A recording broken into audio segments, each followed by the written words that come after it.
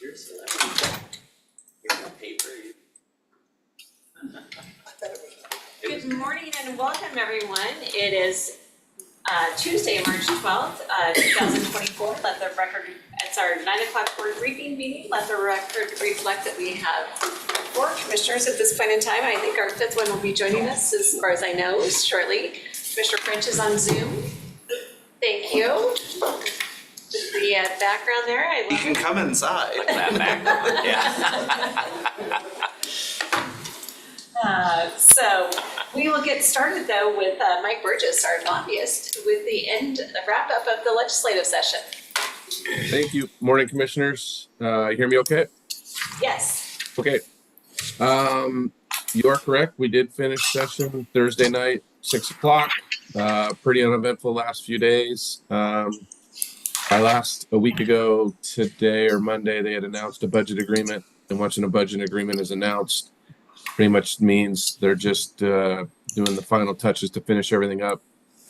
Every year there's a handful of bills that are necessary to implement the budget. So those are the bills that kind of work on the last few days, along with the 3 budgets, both operating, capital, and transportation. Just from a high level of observation, I think I had told you before the session was a little different in that there never really seemed to be a huge dominating issue. I think at the end of the day, the initiatives probably were, and you're aware of those 3 initiatives that they did put on the ballot, and then the other 3 will not go to the ballot. And that was done, with a week to 10 days to go in session is when that all kind of came together. So the last week or so was just putting the finishing touches on everything. As for the bills that we've worked on, the first thing you have there is a bill list. Nothing new here, other than all of them the ones that are on the list here have all made it to the governor. 1899, you'll remember that's the wildfire bill that was pared down a little bit, but did go to the governor. One I would highlight for you, the urban growth area bill, that's the land swap bill that's being signed by the governor tomorrow. So the question for you all, if there's one of those bills besides the urban growth area bill, because it's already going to be signed, if you feel like you do want to communicate support to the governor's office, you could do that. Would want to do that relatively soon. So maybe that's something that you all can talk about internally or decide if you want to do. I don't think it's a huge necessity, but if you'd like to, now would be the time to do that. The governor will have another 3 weeks to sign bills. And it's possible, I just was looking through one of the bill signing lists. It's possible a few of the other ones on this are going to be signed tomorrow. And then there'll be bill signings throughout, probably at least 2 or 3 a week until everything's signed and done. So if you have any questions about any of those, like I said, nothing's new on that list. We've talked about those throughout the last couple of months. Any questions or thoughts for Mike? Mike, are there any you think he might veto that would warrant us wanting to send a letter of No. support? No, Commissioner, good question. No, I don't get the sense of that. I've had some outreach from folks in the governor's office already on a couple of them, just wanting to clarify what our position was and relayed that to them, in particular on 1899. But no, it's a good question, but I don't anticipate that happening. Okay, if you want to transition to the budget list, the second document I'd sent you, this is going to be much longer. It was my attempt to go through all 3 budgets and list out the things that are impactful for Spokane, and try to kind of delineate out to the items that were on our agenda. So the first budget is just going to be, this is capital. So the first list here. A couple items there for the fire assistance and recovery. You'll see there 2 different capital budget grants, or well, not grants, I guess, but 2 capital budget allocations. And then transitioning down to the next one, a little bit of explaining here. That first item, the $773,000, that is directly to the county, whereas the other 3 are grant pots of money that the county could access, I believe. Sometimes the budget's a little vague on exactly who is eligible, but by my reading, folks are. That last one isn't necessarily something that I don't believe that the county buildings themselves could take advantage of that clean energy community grants for the underserved populations. But I believe that you could be an access point to those folks in your community. So happy to work with your staff once the budget's actually signed. And keep in mind, none of this is official yet until the governor signs the budget. It's very possible that these are each in different, what you'd call a proviso, different line items. They could be vetoed. That's pretty rare. And I'll let you know if that does happen once I get the governor's veto message on the budget. But these are just pots of money that folks in your community, first, those two that you all could access as a county, and then the third there being folks in the community. Next item down there is a direct assistance for us, the Broadway Senior Housing Project. I assume most of these are projects you're going to be more familiar with than I am. But a longer list there too of county projects. Some of these are in different pots in the budget, but you're familiar with, I've called them the community projects. Most of these are community projects. A few there that we have talked about that weren't necessarily on our list, but the transload for sewer, I assume that's a sewer hookup of some sort, and then the scale house kitchen, we talked about those. I think most of these I brought up when I highlighted the two different budgets a couple weeks ago. So this is essentially the merged list. If the project in question is not on that list, I don't believe it was in the budget. I'm happy to take another look. I've read through it 3 or 4 times and done word searches and things like that for different projects. So if you have a particular question you want to ask, please do. But I don't believe anything that's not on the list was not in the budget. Capital, excuse me. Okay, any questions on the capital side?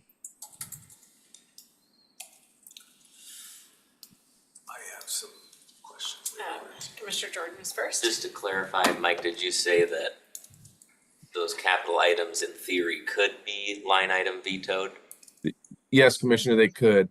The governor has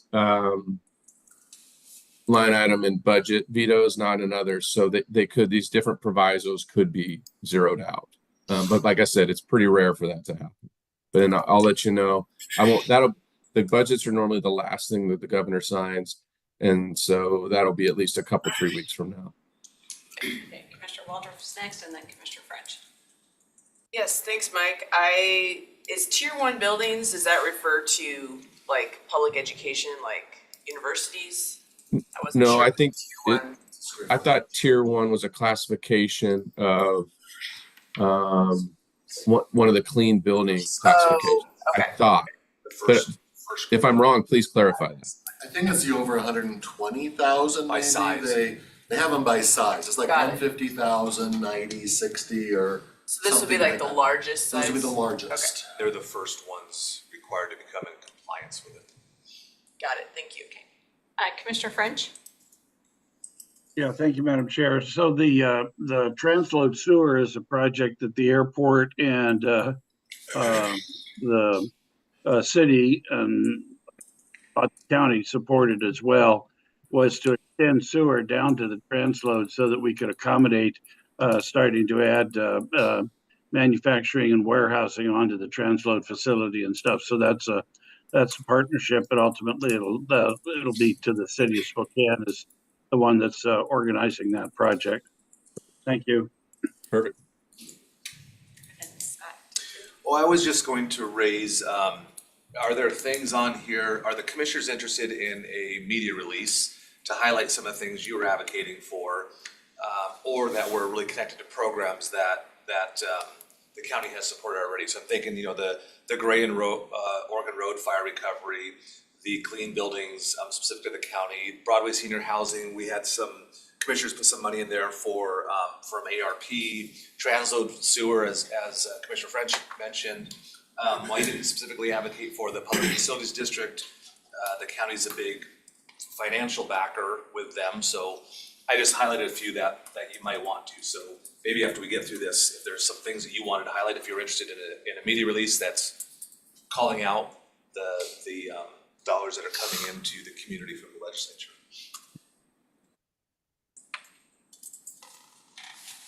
Chair. Yes. I think that's a great idea, and it could be a way to kind of celebrate, successes and put a little, there could be some media coverage, so might reach the governor's office, as a way to kind of indirectly pressure and make clear we support those things remaining in the final budget and documents.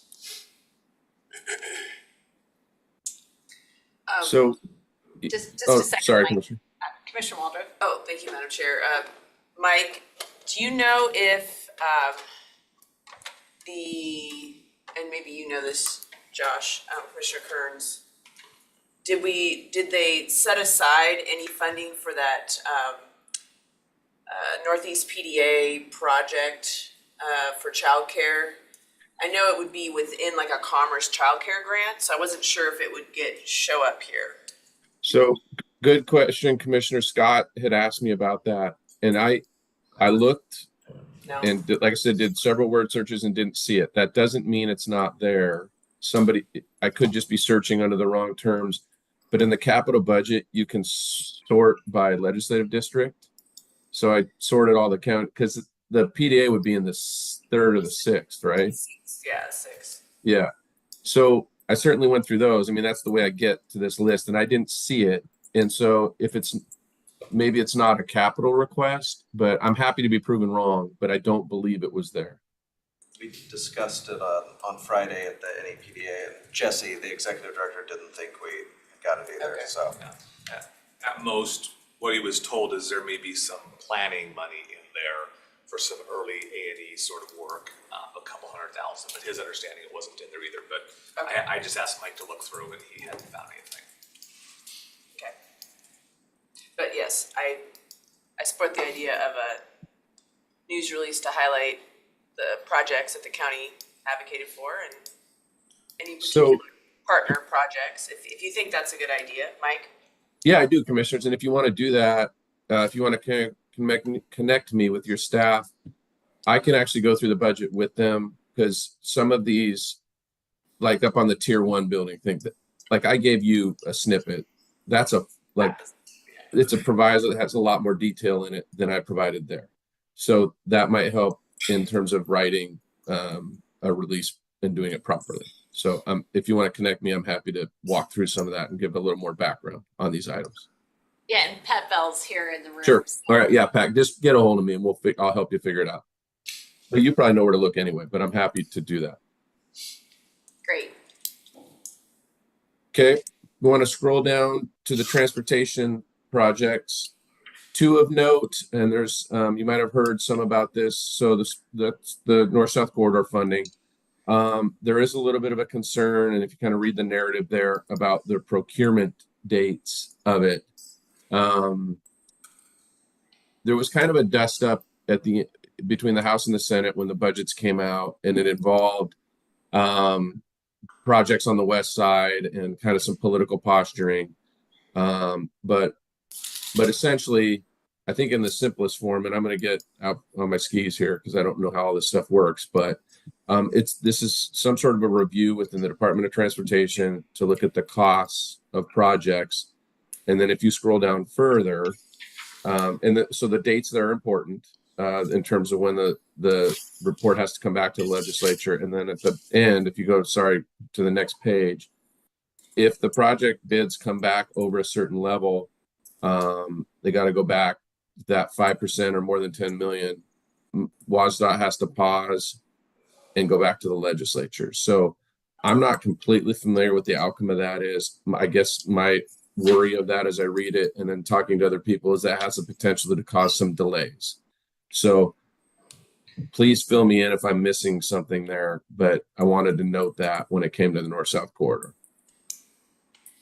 Now, I guess I can state, I mean, Mike, because you talked to me and Max on that. Yeah. That there's a lot of bids that have gone design build, that have gone way over budget over on the west side, that has caused concern and pause. And so I think on the north-south corridor, the talk is now to make it a hard bid, not do a design build. And so it would break it up into different pieces and just do a hard bid because the hard bids seem to be coming closer to budget than what the design builds were. So So I don't know, is there anything else you want to add to that? Yeah, Commissioner, I don't know how valid the concern is that it could cause some sort of a delay. Again, I don't understand all the inner workings of those contracts enough to know. But that was a possibility as I read that, and in talking to a few folks, that could be a concern. Yeah, I think if it goes hard bid, it's gonna be less of a concern because, but it's just gonna potentially delay it because then you've gotta do all the design side ahead of it before you put it out to bid. So that's part of the concern as well. So I can see Commissioner French has raised his hand. Yeah, thank you, Madam Chair. So that paragraph there, starting out the 200,000 in the motor vehicle account, is that an additional 200,000 that is being allocated to 904, or is that clarification on the 200,000 we got last year with regard to the Four Lakes I-90 interchange? Commissioner, you might not remember this, but this happened late last year. That was vetoed last year, the 200,000. So this is a replacement of that. Right. That's right. You're right. Yeah. It did get vetoed. So this is the legislature's attempt to replace that. Correct. And then at the bottom there, you'll see my 2 stars with the letter of support. I put that there because my colleague that lobbies for Cheney, City of Cheney, reached out and mentioned that they may be in contact with you asking for a joint letter or some sort of joint communication. I don't know if that's happened or not yet, but I told her I'd raise it when I talked to you today. It has not happened yet. I know the mayor has been suffering a bad, well, I don't put on the record. But I'll reach out to him, and yeah, I'd love to be able to provide a letter of support for this. You bet. Sure. So yeah, if they're going to be in contact, if I need to help close the loop on that at all, let me know. But this is a replacement of what was in the budget last year that was vetoed. Yeah. Okay. Thank you. Okay. For sure. And then, sorry. Just a Yeah, second. please. Commissioner Baldwin. Thank you. Just on the topic of construction, although it's not capital, I ran into Cheryl Stewart and she said though that that there was money that initially they didn't think they had any funds or projects for maintenance and yes, but it sounds like that money was put into the budget. So I wasn't quite sure what she was trying to describe to me, but it sounded like now there will be some projects if this budget is approved for, preservation throughout the state, so. Yeah, it initially was taken out of the budget, but I don't know, I haven't seen what So was put back in. good question, Commissioner. I didn't look for that note. So I will go through the transportation budget and try to figure that out. If I can't find it, I'll ask someone that knows how to read it. So transportation budget's more complicated to read than other. Yeah. I will know later today, through other channels, so I can find out for you too, Mike, and let you know. That'd be great. But yeah, I'll take a look and let you know what I find. Okay, thank you. And then the last bit, transitioning, if you're done with transportation, transitioning to the operating budget. First item there, I do not see unfunded mandates. There was not legislation of note passed this year that requires you all to do a bunch of spending that was not funded. And then within the shared revenue, also didn't see reductions there. Do need to see the final product. I will lean on my folks from the Association of Counties quite a bit and the Association of Cities for that matter. They put out some really good detailed budget matrices that line item all the levels of specific spending out. So I could be proven wrong on that, but I'm pretty sure we're in pretty good shape. Not a surprise too, given that the state and the budget are still in pretty good shape.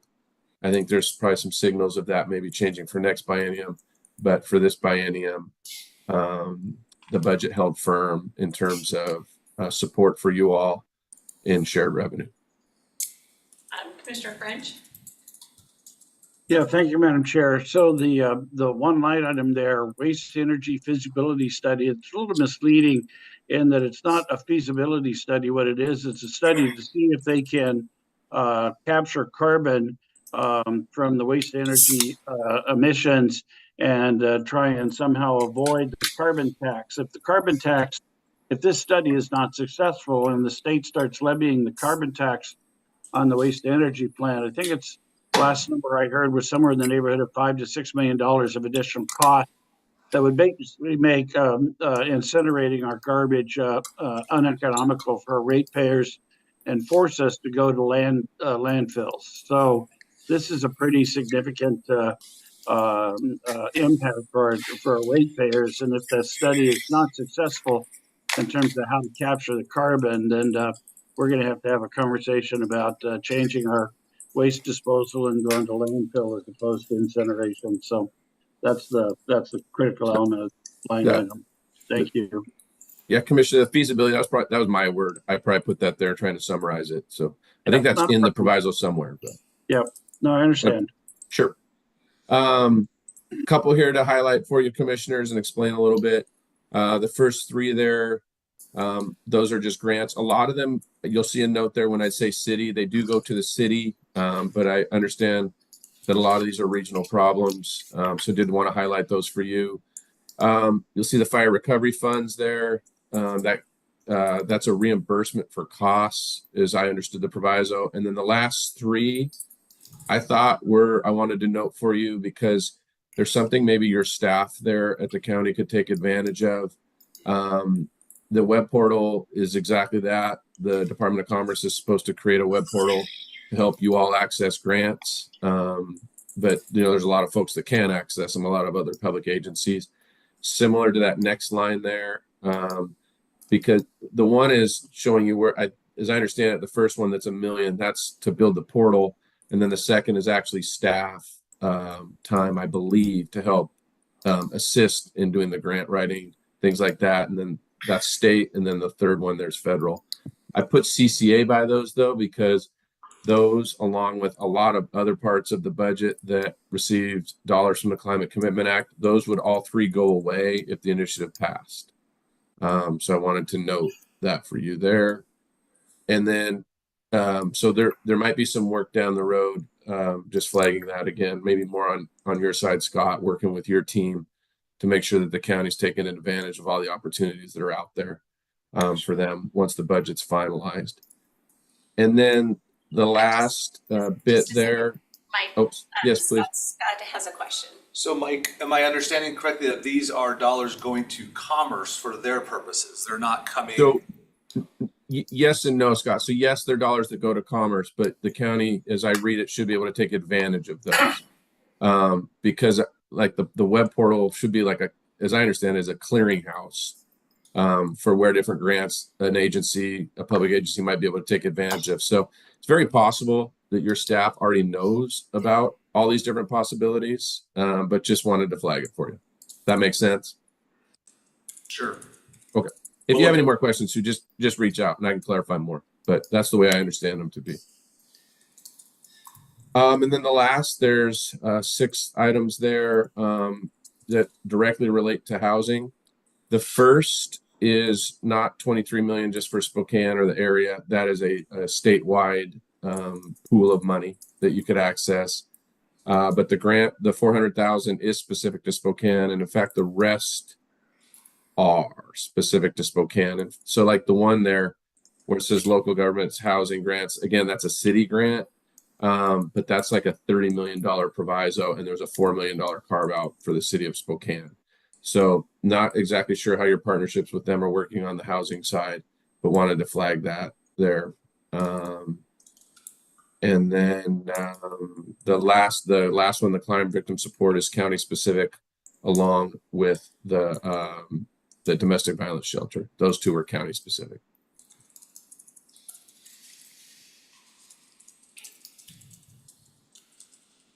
Thank you. Yeah. So are you back home or are you still down in Olympia? Oh no, I came home Thursday once I knew that the deal was done. I watched Signey die from my house at home, so which was nice. But there you go. Yeah, settling back in, but still paying attention to things. Like I said, the last big thing that I'll really be looking at is that once the veto or when the governor signs the budget, there's always a veto message associated with it. So we'll flag anything there for you. But yeah, if you want to have Pat reach out to me about getting a press release together, if I can help him do that at all, happy to do that. And then I'm going to go quiet for a while and then start bugging you all again in, the early summer about, thinking about capital projects for 2025 and things like that. So.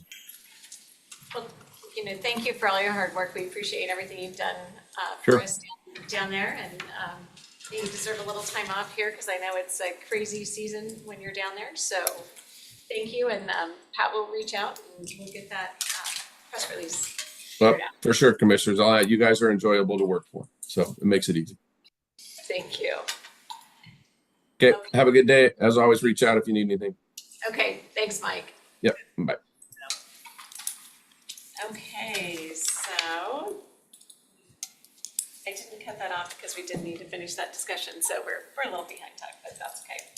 Okay, Kyle and Deborah, welcome. Morning, Commissioners. We'll see if we can't get a couple minutes back into your schedule here. We have a couple of items for you this morning. First one here, Deb Perkins is going to brief for you. Intermountain Infrastructure Group has a franchise with the county that we gave them in 2022. And they've reached out to us because in our franchise, it says that if you have a change of the ownership of the company, they've got a bunch of funds that are controlling the company itself, and they've switched. One fund is now heavier than the other fund in that company, so the ownership is kind of like changed. If you have a change per our franchise, the Board of County Commissioners must agree to that. It's still the Intermountain Infrastructure Group that will be running the franchise, servicing the public, doing everything. It's just that their main ownership is changed, and they're asking for your approval of that, and we're suggesting that you approve it. Any questions? Nope, seems pretty straightforward. Thank you. Thank you very much. And we'll get Shannon to join us. Yeah. Haven't seen Shannon for a while. Good to see you. You too. We have another presentation to pull up here. So we are requesting to bring in some consultant support for us to support our Public Works Finance group. We have a little presentation up here just kind of talking about what we need. So we are kind of in a little bit of a capacity bind right now. In the short term, we have found a consultant group that we feel really comfortable working with, that we think can come in and take a little bit of the load off the team that is kind of overwhelmed right now. So I'm going to kind of dive into kind of state of Public Works and how we would be utilizing this support. We have been working really hard to get to a place in all of our funds where we can provide better managerial reporting, better decision-making capacity. Getting to the point where we can provide information to our managers to make better operational decisions. In doing that with the ERP, we've really been trying to construct it also for countywide for projects to be able to perform those decisions. Unfortunately, we've also lost 2 staff recently. And so we're just getting to a point that kind of can't do both, keep operations going, get the ERP designed and tested to make sure we get to the point that we need to do. So that's kind of why we need it. The consultant will come in and hopefully help provide better more ideas as far as managerial reporting other than what's coming out of my head, Kyle's head, the manager's head. He specializes in that.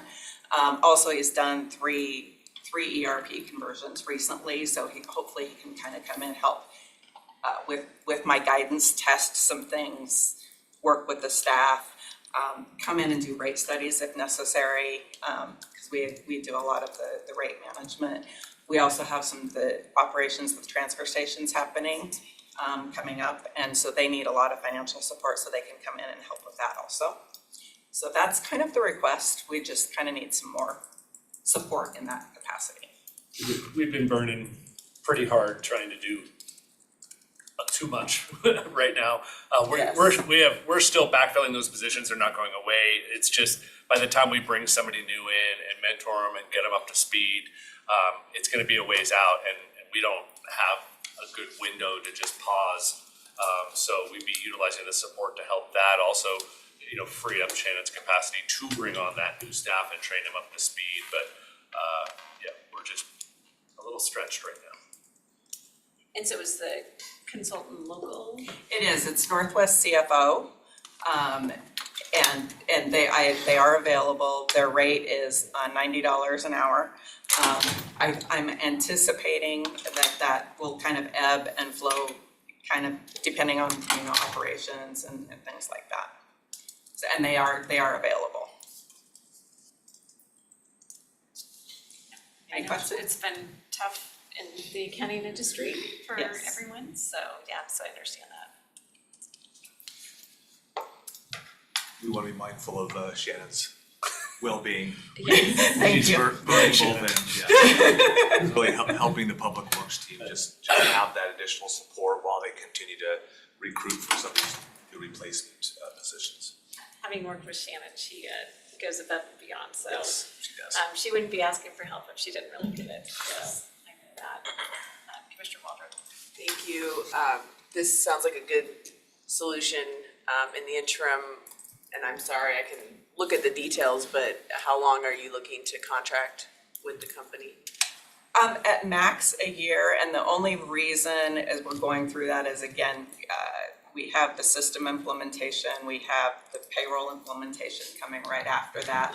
We have budget going on, we have year end, and so again, I don't anticipate like full-time for a full year. I think it will ebb and flow kind of depending on those busy times, and depending on how the ERP goes, and also how it comes about as we do hire more people and get them on board, as well as developing the accountants that we do have. Thank you. Not seeing any other questions. Okay, Thank you. thank you very much. Okay, that's gonna take us to George. Thanks, commissioners, for having us. Listening to Mr. Burgess' presentation earlier, I think that maybe there's a tie between some of the things that he had listed out there and what we're coming to you all with today. So what we're briefing on is an opportunity to apply for funds through the Washington State Department of Commerce. It's their HERE program, or home electrification and appliance rebates program. So Paul brought this to my attention after meeting with some representatives from one of our local nonprofits that had some interest in this grant opportunity. And I said, well, it's got to align with what we're already doing. We're not going to go out and seek additional funds just because. And we feel like this opportunity really aligns well with a partnership, an ongoing partnership that we've had with SNAP for a number of years, doing the Essential Home Repair Program. So Pavel will give just kind of an overview of the proposal as it stands now, and then we'd ask for your support to pursue applying for this grant. Good morning, Commissioners, Madam Chair. So basically, we've got a little presentation up here for eligibility, how this program really works. Essentially, there's $37 million up for grabs for local jurisdictions. The actual grant, it'd be a grant to us, but the actual eligibility is pretty wide. As you can see up on the screen, it's people with 150 AMI, percent AMI or less are eligible, which in Spokane, they'll basically be six figures. It's also available for small businesses, 50 people or less. But if you go to the next slide, I've a couple of the eligible rebates. So these are the eligible Energy Star certified appliances that we can get rebates on. And this would be a great opportunity for us to bring in extra capital into Spokane County. We can help single families or single people and families and some small businesses and basically just get Energy Star stuff for them. It's not the coolest thing, at least for like all kinds of appliances, but if we could get, these specific appliances for outdated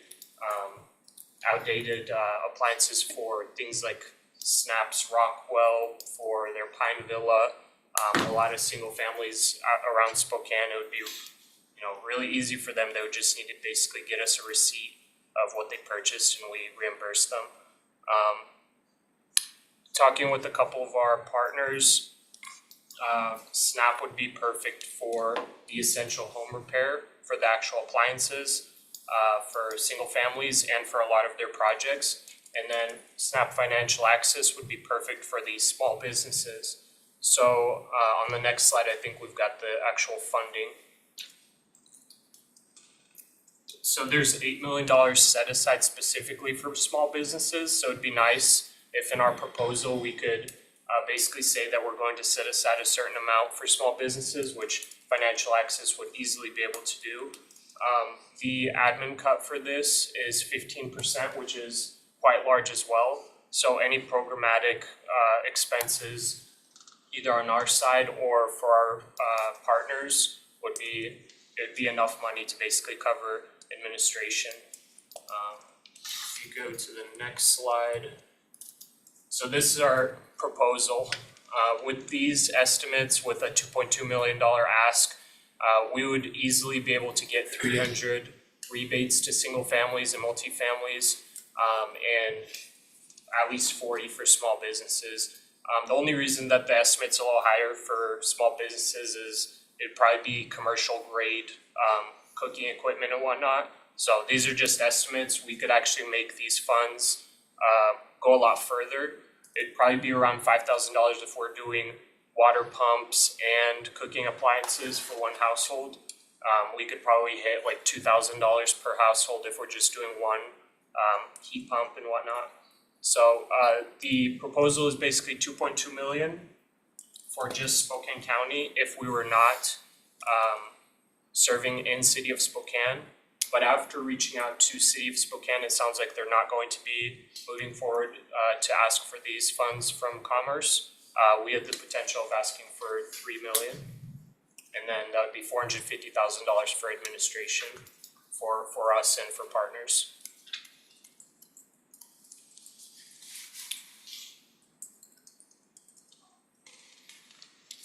I visited with George and Pavel last week, and one of the nice things I think they shared is oftentimes when the county puts monies out and other jurisdictions put money out, you've got the end recipient who might be the same, and then they have to follow different rules and processes and stuff. So this is a nice, elegant solution for SNAP to be able to have one program to manage for the entire county. So I think it was a great find by them, and I think having one program to manage is better for our partners out there. I would agree with that. Makes it easier on everybody as they're trying to figure out who to talk to and where to go. And I mean, if Commerce has these funds available, it's like we need to be able to get them to our citizens that can use it. So thank you for seeking this out and seeing it and bringing it forward.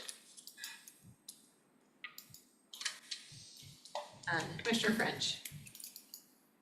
Yeah, thank you, Madam Chair. So when we do these upgrades in single-family residential properties through SNAP, and I agree that SNAP is probably the right agency to do that, would it be possible to request from the recipient of the grant, the residential property, a utility bill for the last 12 months and a utility bill for the next 12 months?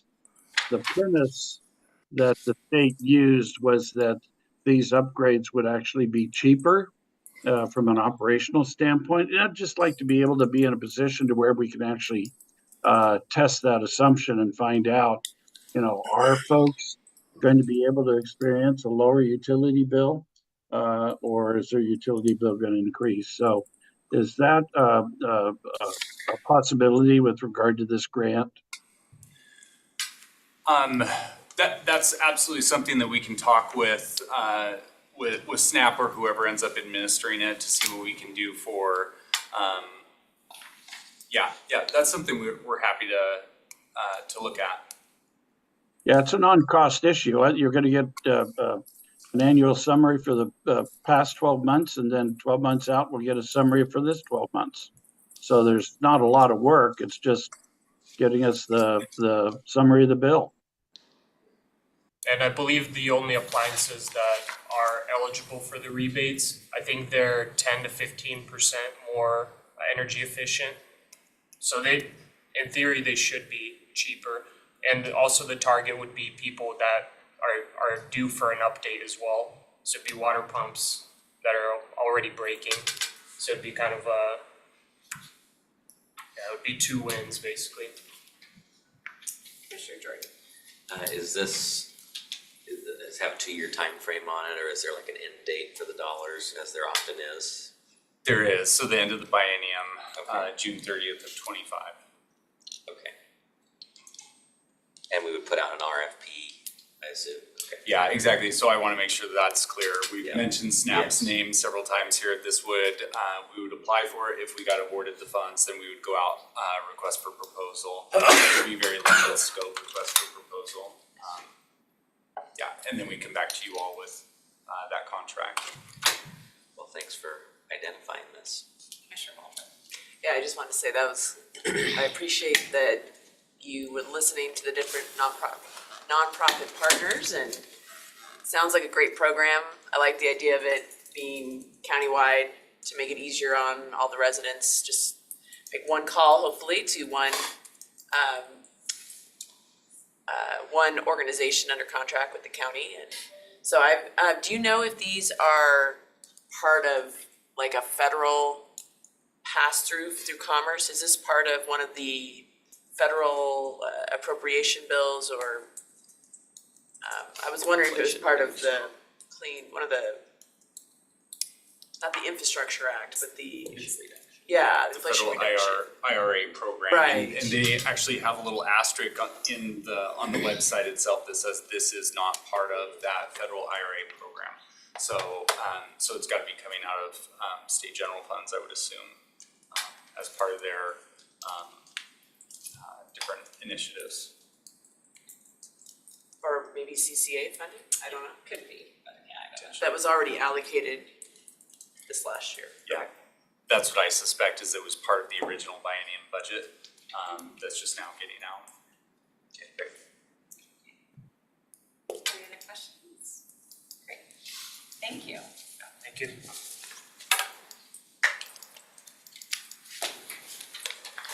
So next, do you want to let Fawn know to come on in?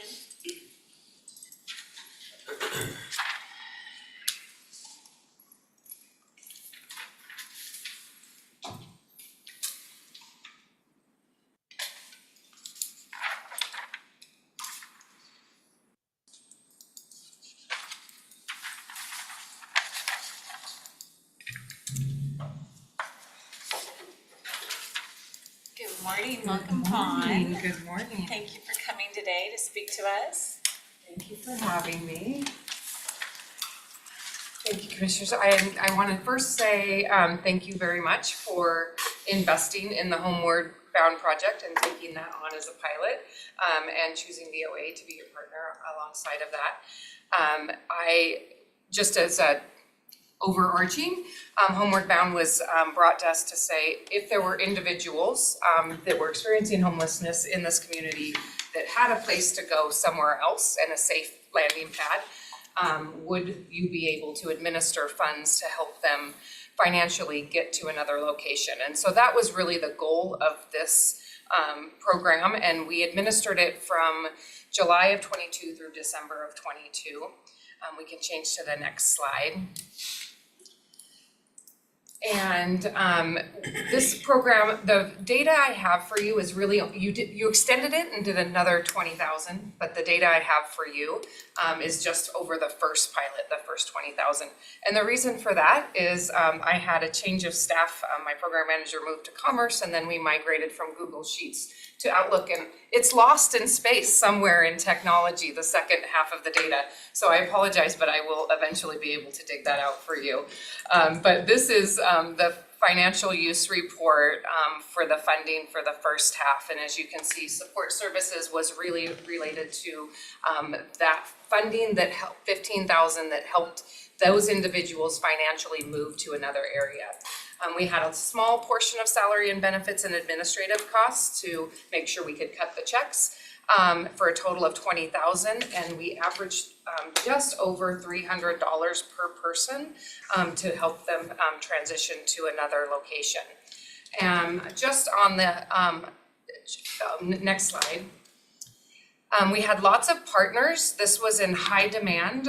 41 people were relocated with those funds, but it was really in partnership with other agencies across the organization. So these are a list of some different organizations that would send referrals. Still to this day, we probably get a call once a day requesting Homeward Bound funds.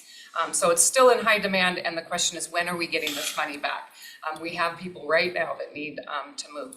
Some of the challenges we had, we have a lot of individuals that maybe have an RV or a vehicle and need a gas voucher and a gas card. So we ran into some challenges not being able to purchase gas cards with the funding, but it is really their only way to exit, is if we can get them gas cards. So that is something that we would want to really think about if we were ever to initiate that in this community again. But the referral agencies were successful. We track our job and our team's process in this was to make sure that that individual was tied to a case manager. That case manager working with them has verified and has documentation that they have a support system to move to a safe and stable location. That can be a family member, a case manager, some other support services. Next slide.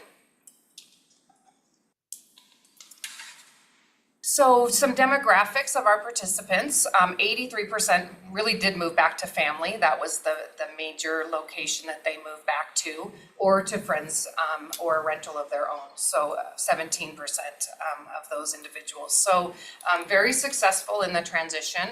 10% of our folks were veterans. We found that our veteran population is a little more migratory since SSVF started 15 years ago. So 10% wanted to get home to a home location. And 39% of our folks were BIPOC individuals. So Black, Indigenous, or people of color. So we supported that, and we do track those numbers. And very representative of our homeless population, 47% had some disabling condition. Next slide. And any questions?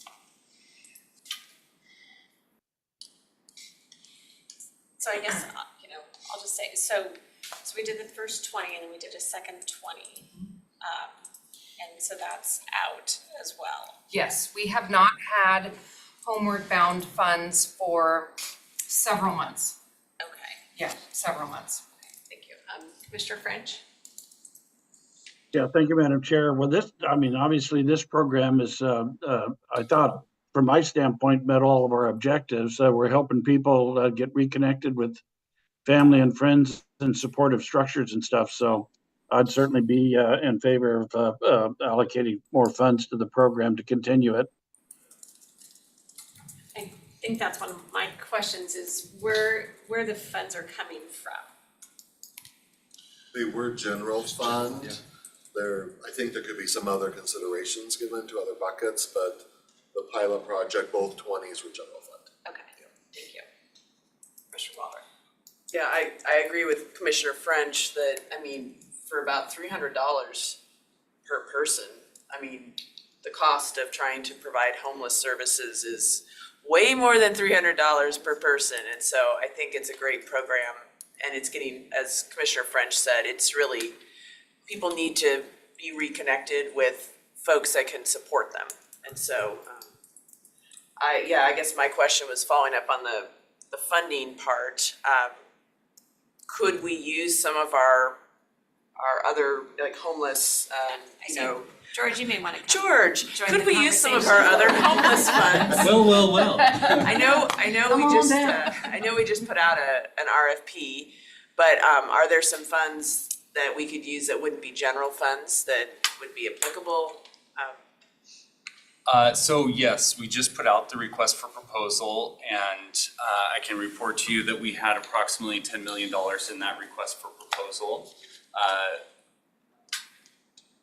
I believe that we just conducted the most successful county homeless service request for proposal ever. We received 53 applications with requests totaling $21.5 million. So yes, we have funds available to support programs like this. However, our requests far exceed the total amount of resources that we have available. And a lot of the applicants that are in here, including Volunteers of America, are some of our, I guess what I would consider our foundational programming. So FON, for example, has 66 units of permanent supportive housing that are, I think I could say that in jeopardy. Yes, we're in the process of eliminating actually right now. So we've got some of these really important pieces that we want to make sure that we're able to support through our request for proposal and our limited funding resources. So yes to all, but no, we don't have enough money to do everything. And Homeward Bound was not part of our proposal for this. Okay, and then the city isn't, we were the ones doing this, the city didn't provide any funding. Yes, it was a sole pilot funded by the county, correct?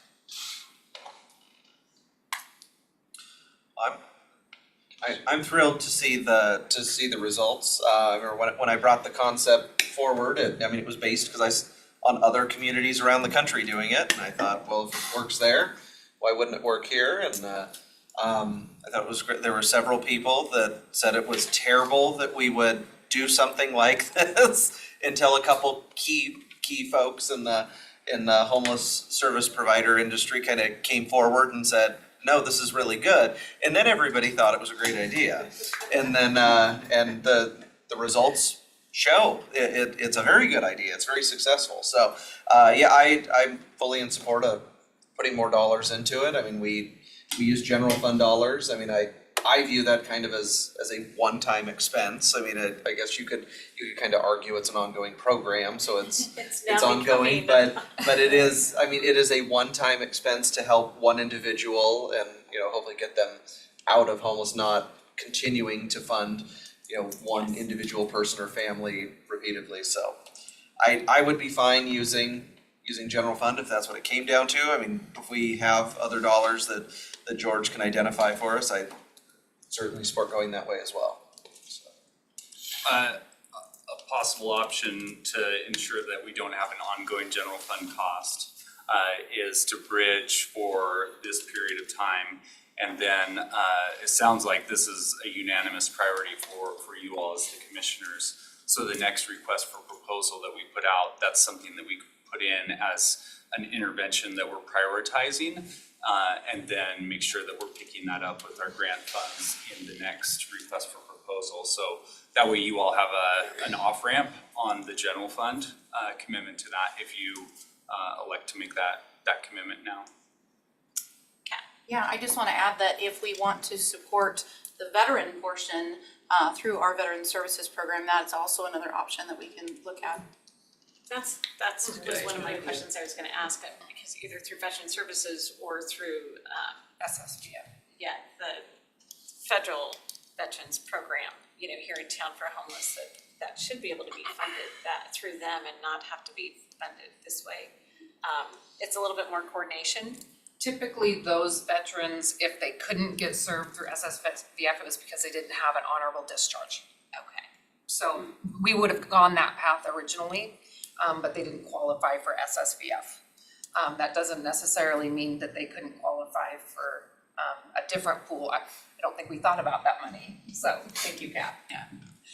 So, no, I'd be happy to continue to support this, but look at bridge funding and look at maybe how some of our other partners would want to participate as well.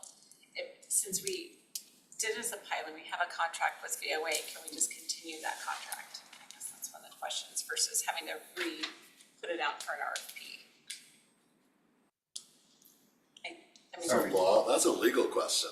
Potato. I mean, I think we can, since we've already been I think it's an contracting. extension of the Yeah. dollars, because that's what we did, the original 20, and then we extended by another 20, I believe, you can extend by another 20 as well. We'll double check. I think as long as we keep calling it a pilot, probably. Right, sure. Yeah. I'd wanna talk to the person on my legal team, was it Wes that had worked previously on this? I couldn't tell you. We'll find out, and then we'll just check Check back the in. contract, make Yeah, sure make sure that we're allows for another fine. extension. Yes. Cause I think it just would be, I mean, since the committee knows who to go to and they have the system figured out, it just seems to make sense to continue it that way. Rather than putting it out for an RFP and then someone else has gotta figure out how they go about doing all of this, so. Sure. We'll look into an extension. So is the board interested like another 20? Is that what you're, as far as we could write something up once we get the legal how to? What would the timing be on the next RFP process and decisions? Yeah, so our next request for proposal will come during the latter half of this year, so. In like we're- 6 months. Yeah, we're really stacking everything up because we're trying to reset a cadence. So, yeah, the end of this year with those funds then being available July 1 of 25. Commissioner French. 20,000. Yeah, thank you, Madam Chair. So I'd like to start the oxygen at 30,000 and see where we go from there. Fawn, how long did each of the 20s generally last until they got used up? Yeah, we're seeing, with the demand, I would guess about 3 months, Oh, wow. 3 to 4 months.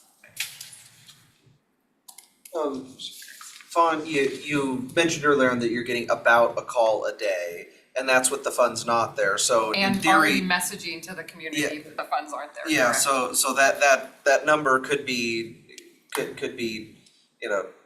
artificially low, I mean, as far as how the need goes.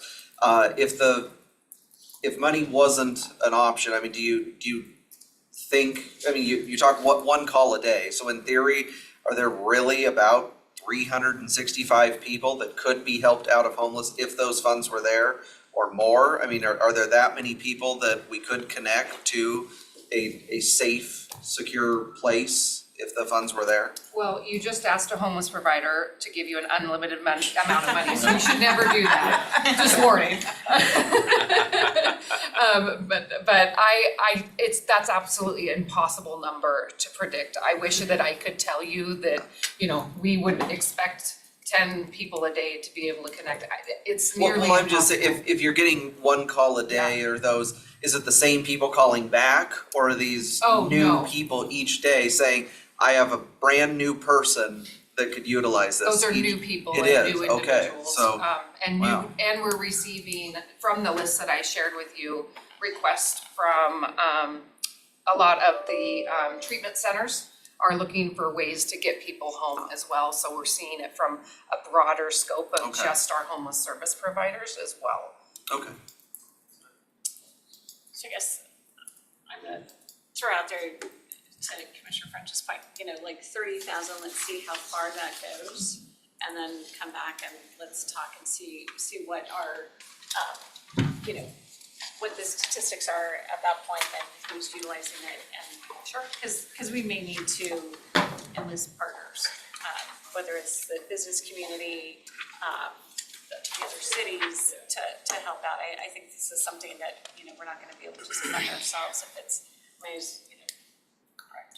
say 700 people at $300 a person, I mean, that's 120,000, so. So yeah, so I think we've got to look at what those other opportunities are and for funding sources. So I would be happy with adding another 30,000 at this point in time and kind of gauge where it's at. I agree. I think it sounds prudent, and hopefully we could reach out to the city, find out where they are in their funding processes, because I think it would be really valuable. I agree. I think it should be a partnership with philanthropy, business, and government to support this. That might be something that you all as the commissioners put out as a charge to the community to say, we're gonna put X number of general funds to this, and the city does that all the time, calls on you all to support, so maybe that's something you do. We've been really, in our department, trying to work closely with Empire Health as well as Innovia, so that's something that we could, as well as you all, carry a lot more weight than I do, but reach out and say, we're putting this much in, how would you like to leverage? Yeah, I was just thinking, I think the dollars with Innovia, but there was this group that was putting money away with Avista and others for these types of efforts.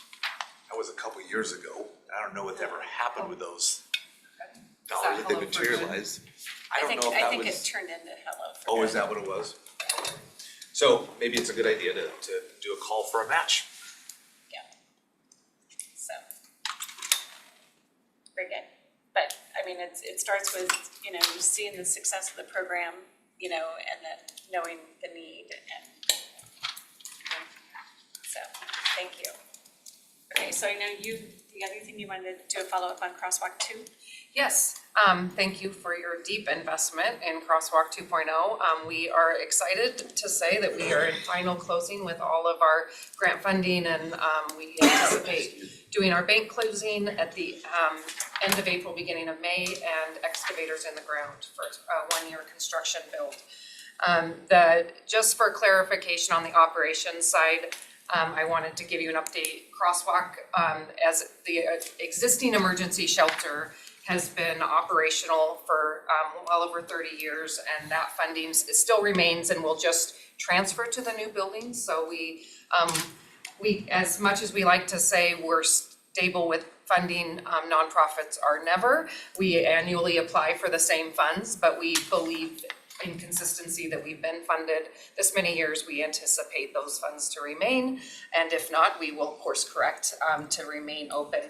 The second floor, we are all taking a risk on. We have had tons of interest, and we have lots of different entities that are very interested. DCYF, Commerce, Foster Youth, all of those are looking at how to figure out how to buy some of those beds to support those youth that are embedded in hospital systems. DCYF is especially interested in the fact that they're putting foster kids in hotel rooms now, so this would be a direct alternative and saving them that. What we're waiting on right now is just the RFP process. Because of the timing of the build, we have to align the grant applications to the buildings. So I just want you to know we're in full process of that right now. We have multiple funding sources that we're working through and lots of conversations happening. So we are confident that we will be able to be operational. And I know you guys had some challenges with some of your grant funding that had to be spent. The ARP money needed, the 1.5 needed to be spent.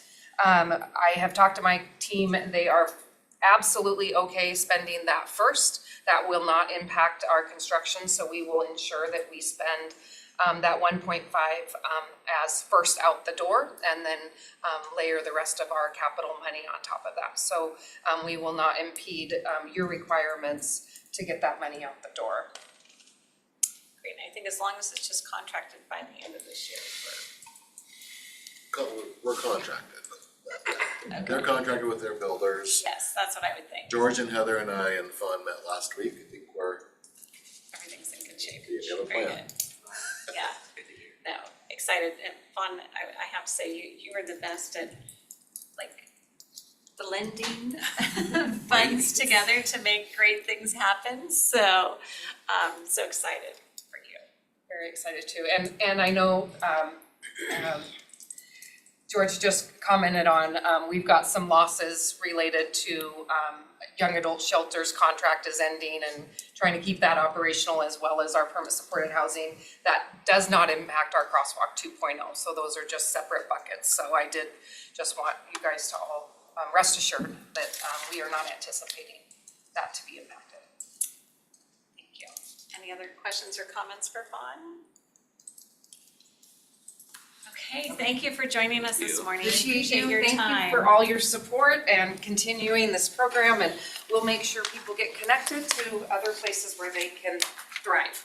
Thank you. Appreciate you. Thank you. Okay, next up, we have Under Sheriff Mike Kettlestaff. Hi there. How are you doing this Good, morning? good. So we're here to ask for approval on the resolution regarding purchase of the hangar out of Phillipsfield for the sheriff's office use. We have several units that currently occupy there. We rent space there from Edmo Distributing. And for prior approval, we've gone through the process. Mr. Null can talk as far as that process if he wants to Mr. Simmons, and Randy will talk about the money part of it. Right now, we're paying $71,000 a year in rent to Edmo for that space. Some of that comes from Spokane Valley cost sharing, some from the city of Spokane for joint use agreement with the bomb squad. And then our total outlay for the county would be about $29,000. So we already budget for utilities and maintenance is separate from the rent that we're charged for that. And so the purchase price on this is $750,000. The process would be such that we sign today. That purchase agreement then is Mr. Null would bring it to the airport board, and the airport board would have to approve the ground lease. This is a two-step process. So we anticipate that based on all the work that Mr. Null's done and the rest of us, that we are fairly certain that the airport board would look kindly upon this purchase agreement. So just to kind of summarize some of the benefits of this for our department, for our community. Sense of stabilization, we've moved over, some of the units have moved more than 4 times in the last 10 to 15 years. It's not easy to necessarily find a place to house all those units. Co-locating also lets them work together much better. It's centrally located. Before we had the SWAT team on the West Plains, which was added a significant amount of time when they were trying to respond to an emergency call elsewhere in the county. The location has a training area. It could be served as an emergency operations center as a backup. It's a good staging area. It's kind of out of sight, out of the area, the populated area. So it's good for that. It does actually have backup generator power, so we can be there depending on outages and whatnot. We've already done some investment in the infrastructure of the building. We've already put in prox cards, alarm system. We have a JAG funding request for camera improvements of the facility to improve security as well. We also looked at, having law enforcement on site almost daily, obviously enhances the security footprint of Phillipsfield, just by having sheriff's office and Spokane Valley vehicles there, as well as our other partners in the issue that come over as well. The price is very good, we believe, based on our market analysis. The other big thing for us is there aren't very many times where hangars of this size become available. With the purchase of anticipated purchase of a new helicopter as well as a Huey, which is quite tall. There aren't a lot of hangars out at any of the, especially at Phelps, that can house that size of an aircraft. So those are just some of the big benefits we saw on this, as well as the price is very good. It would certainly, as a county facility, solidify our footprint there for as long as we can be there. So. Questions? Commissioner French, do you want to speak to the, I think this is, you've already brought this up with Larry Crowder. Yeah, thank you, Madam Chair. So this proposal has been discussed with the airport committee structure and with the leadership, and we are very comfortable moving forward with it. I think there are elements that the sheriff's office has incorporated that will eliminate or address any other concerns that Mr. Crowder had. So we're comfortable moving forward with it. Thank you. Thank you, and, you know, you can speak to the fact that hangar space is at a premium, and so it's not something that comes up very often, and so this would be, I kind of feel like if we don't take advantage of this opportunity, it may not be there in the future. You're exactly right, Madam Chair. The hangar space, we are out of hangar space out at the Felt Field. In fact, we're looking at trying to expand land area around or on the property so that we can build more hangars, because there's more demand than there are hangars available and stuff. And this particular hangar is easy to access and is right sized and I think works well for both the county and for the airport. So I think it's very fortuitous that we're being able to take advantage of this right now. Yeah, no, I think so too, and also for the city of Spokane as the partner in using the facility as well, so. Any other questions? Can you remind me what the source of the funds is and kind of the cost benefit for the purchase? Yeah, so I think maybe Randy will talk about where the funds are gonna come from right now, but in a nutshell, some of the revenue we. Randy's on if you want to. Oh, yes, okay, good. You want, go ahead, Randy. Oh, you can go ahead. Thanks. No, I was just gonna say, the funding, when we were talking about this in December, or actually it was before that, so it would have been in November, late October, early November. We were gonna be moving funds within the budget, so we weren't creating new budget or anything like that. We were just reallocating money that was already in the 23 budget. And we would still use that money for this hangar purchase.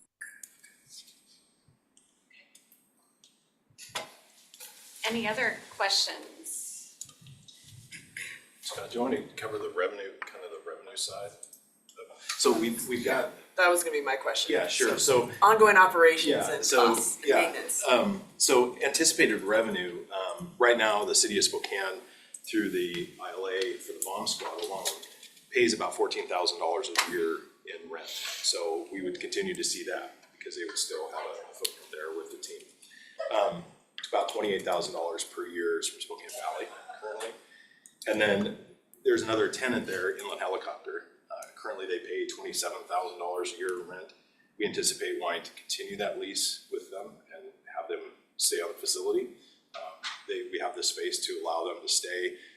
Several of their pilot instructors there also fly for volunteer pilots for us as well. So that minus the ground lease, we would have to pay a ground lease to the airport board, which is $20,000 a year. So based on what we're paying and the revenue coming in, it looked like an estimated revenue of about $78,000 a year between all those funds minus the additional cost of having to pay the ground lease, which we don't now. It's kind of rolled into our rent. So Scott, we talked about kind of a break-even point. Yeah, there's a lot of these things get accounted for in our, what we call our VCAPs. So cost sharing for air support unit, cost sharing for the location of the bomb squad and other things.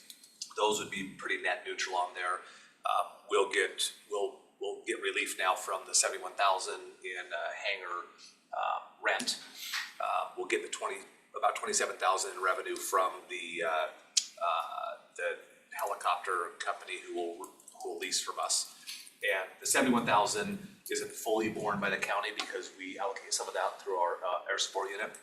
But the delta that we do pay, which I think is maybe in the $40,000 range, we will now have relief from that, add on the $27,000 income, less the $20,000 in ground lease. We already pay for all the utilities maintenance of it, so that'll be also a net neutral impact of it. So all in, we're probably gaining $70,000 a year. Acquisition of the hangar for $750, 8-year payback, consider some capital costs. We'll still build in an implied some sort of allocation for the hangar. It won't be a lease cost now, it'll be our capital holding cost for it, so we'll still build that into the air support unit allocation as well. I guess that's what I would say is like, any excess would just go into reserve for the building or things that need to happen. Whether replacement of bomb squad equipment or any of that would be a good way to handle that. So. Any other questions? Nope, I'm excited. I think it's gonna be great. Thank you. Thank you. This Thank is you. this is on consent for this afternoon, if I'm not mistaken, yeah. Thank you. Thanks. Thanks. Thank you, Beth. Yep, thank you. It's easy. Mike.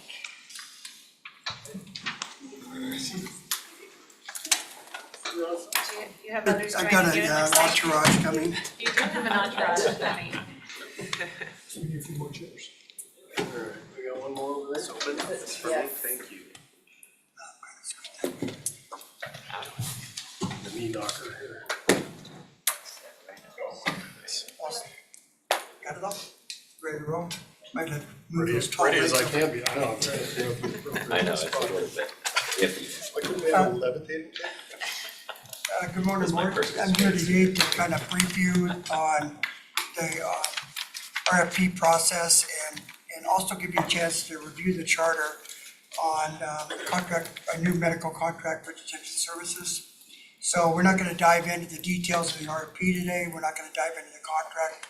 I figured we're just giving you a high-level overview of what we're doing and where the process is going, and I'll have Ken lead off and then also have the staff here to answer questions. Yeah, okay, thank you.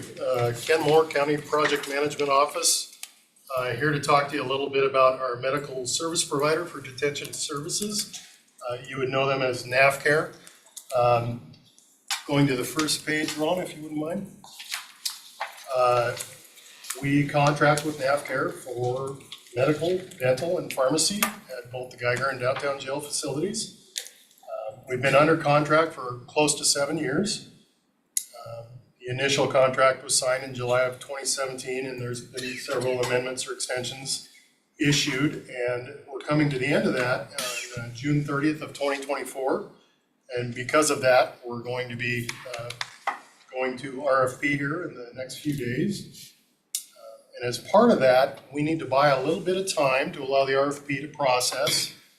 It's a bit of a lengthy process, and therefore, we're looking to bridge the contract or have another amendment, short term, that will carry us through to December 31st of 24. We've been in some initial discussions with NAVCare to do that, and they're open to doing that. And they've sent back a draft contract to us, an amendment, that takes us from where we're at today with a $654,000 per month contract, which equates to about $7.8 million a year, to a $686,000 per month contract through December. It amounts to a 5% increase, and if that were annualized, that would be about $8.24 million. 5% is pretty standard increase over the years with NAVCare. We expected that. In fact, we expected it to be slightly higher. Note that there's an additional $100,000 per month set aside for what we call additional optional hours that addresses some capacity and some needs that we had from the last contract, so that's carried forward.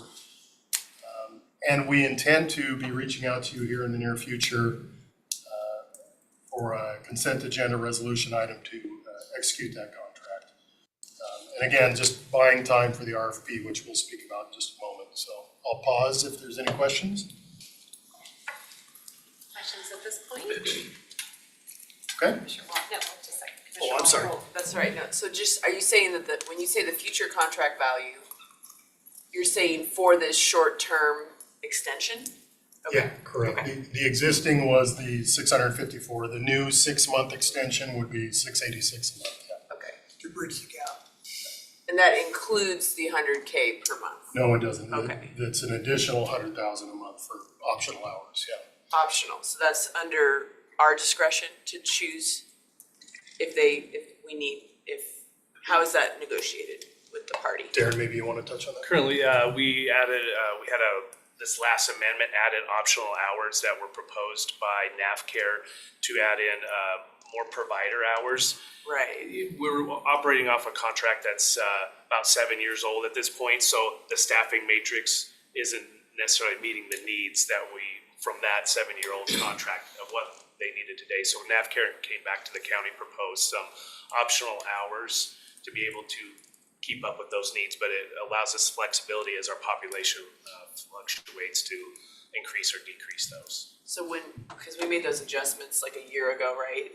Yeah. They requested some additional funds to hire more staff, and we also agreed to that, to have a good staffing level. Yes, and on top of it, if they weren't staffing those positions because they're having the same problems we all are with applicants, that we're not getting billed for those if they aren't providing those hours. Okay, thank you. We're billing about 50, we're using about 50 of the 100 right now. Okay, okay, thank you. Anybody else? Ron, next slide, please. So assuming that the consent agenda resolution item goes through and we have this bridging contract in place, obviously we're looking to move forward with the RFP at the same time in parallel. We have all the materials gathered. We're looking to go out the door with that probably tomorrow. But I'll give you a little bit on the RFP and the best value approach. We've used best value in the past and had great success with it. It's a little different than a standard RFP in that it puts more weight and emphasis on the provider's service plan, their level of expertise, how they're going to mitigate risk, and the value that they can bring to us. So some additional elements there that we'll evaluate as we go through RFP. In terms of the slides, we have worked with the National Commission on Correctional Healthcare, NCCHC, since December when we contracted with them to assist with requirements. They're experts in this area. They helped us gather dozens and dozens of very detailed requirements that the vendors will be responsible for as they reply in their proposals. And we've worked since December until now to get the RFP wrapped up. It's just about ready to go out the door tomorrow. And that's our plan. And then the proposals will be coming back to us in late April, I believe the 24th. We've got a selection committee put together that will be reviewing those.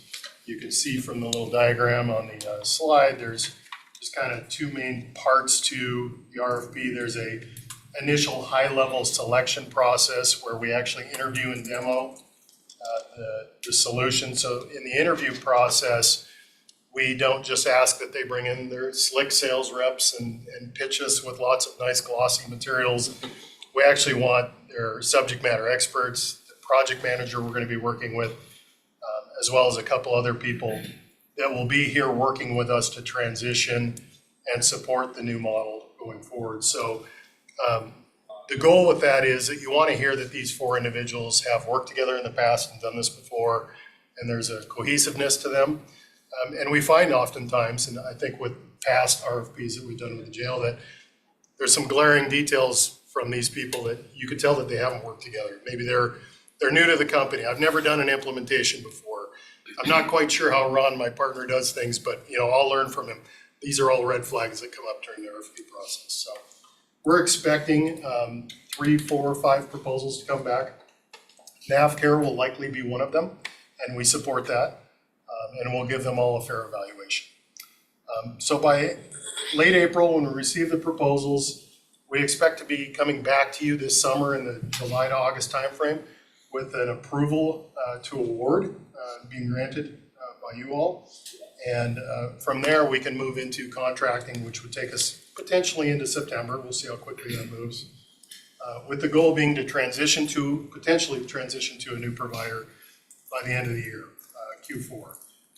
And certainly, December is not a great time to be trying to transition those services. So we would hope that we would be more in the October, November timeframe. So that's the presentation. There is a timeline, Ron, if you want to flip to the next slide. We've touched on all these dates, but puts it all in a pretty picture for you. And we're open to any questions you guys might have. I just might add too, so you got a copy of the charter. Please review the charter. It details exactly what we feel are the important details moving forward to RFP. Pay particular attention to the team. The team itself was a very robust team that they put together to compile all the details for this RFP, and I think they did a wonderful job on that part of it, yeah. So a question I have is with the 1115 federal waiver that's coming up, because that starts January 1 of 2025 for mental health, behavioral health waiver.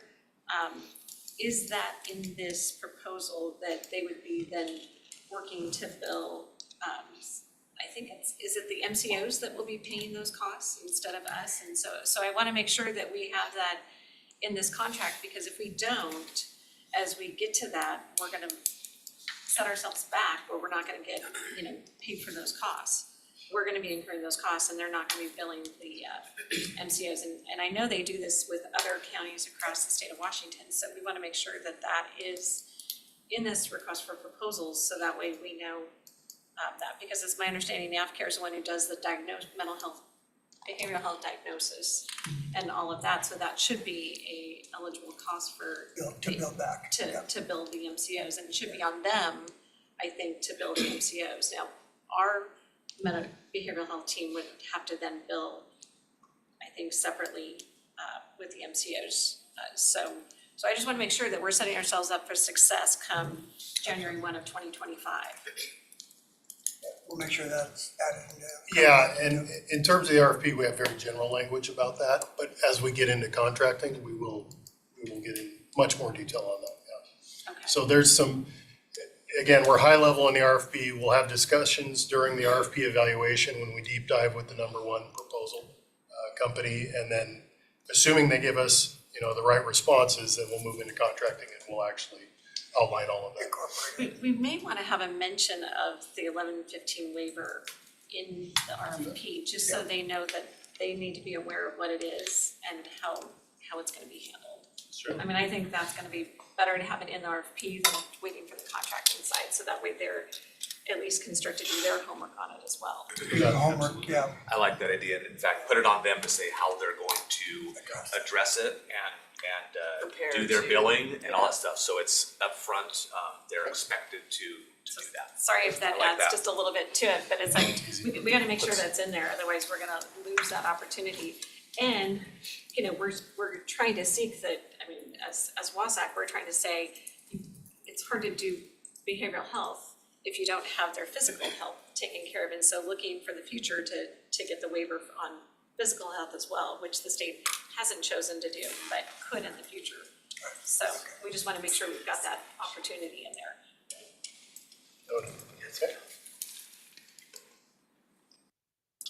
Anything else? Any other questions? Okay, like I said, just high level to understand the process and where we're going with it, so.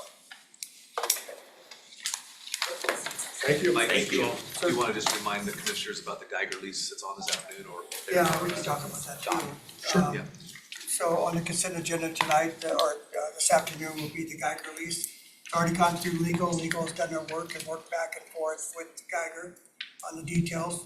We're comfortable with the direction it's going, so do you have any more you'd like to talk about that? Other than that, what we talked about last time is it's a 3-year lease with 3 1-year extensions.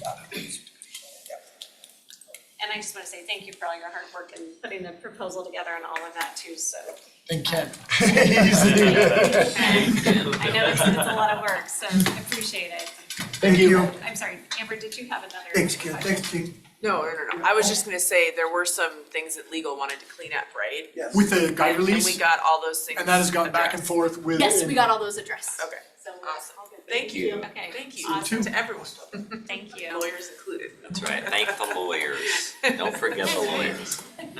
Doug, you're up next. Yes, good Welcome. morning. Lawyers matter too.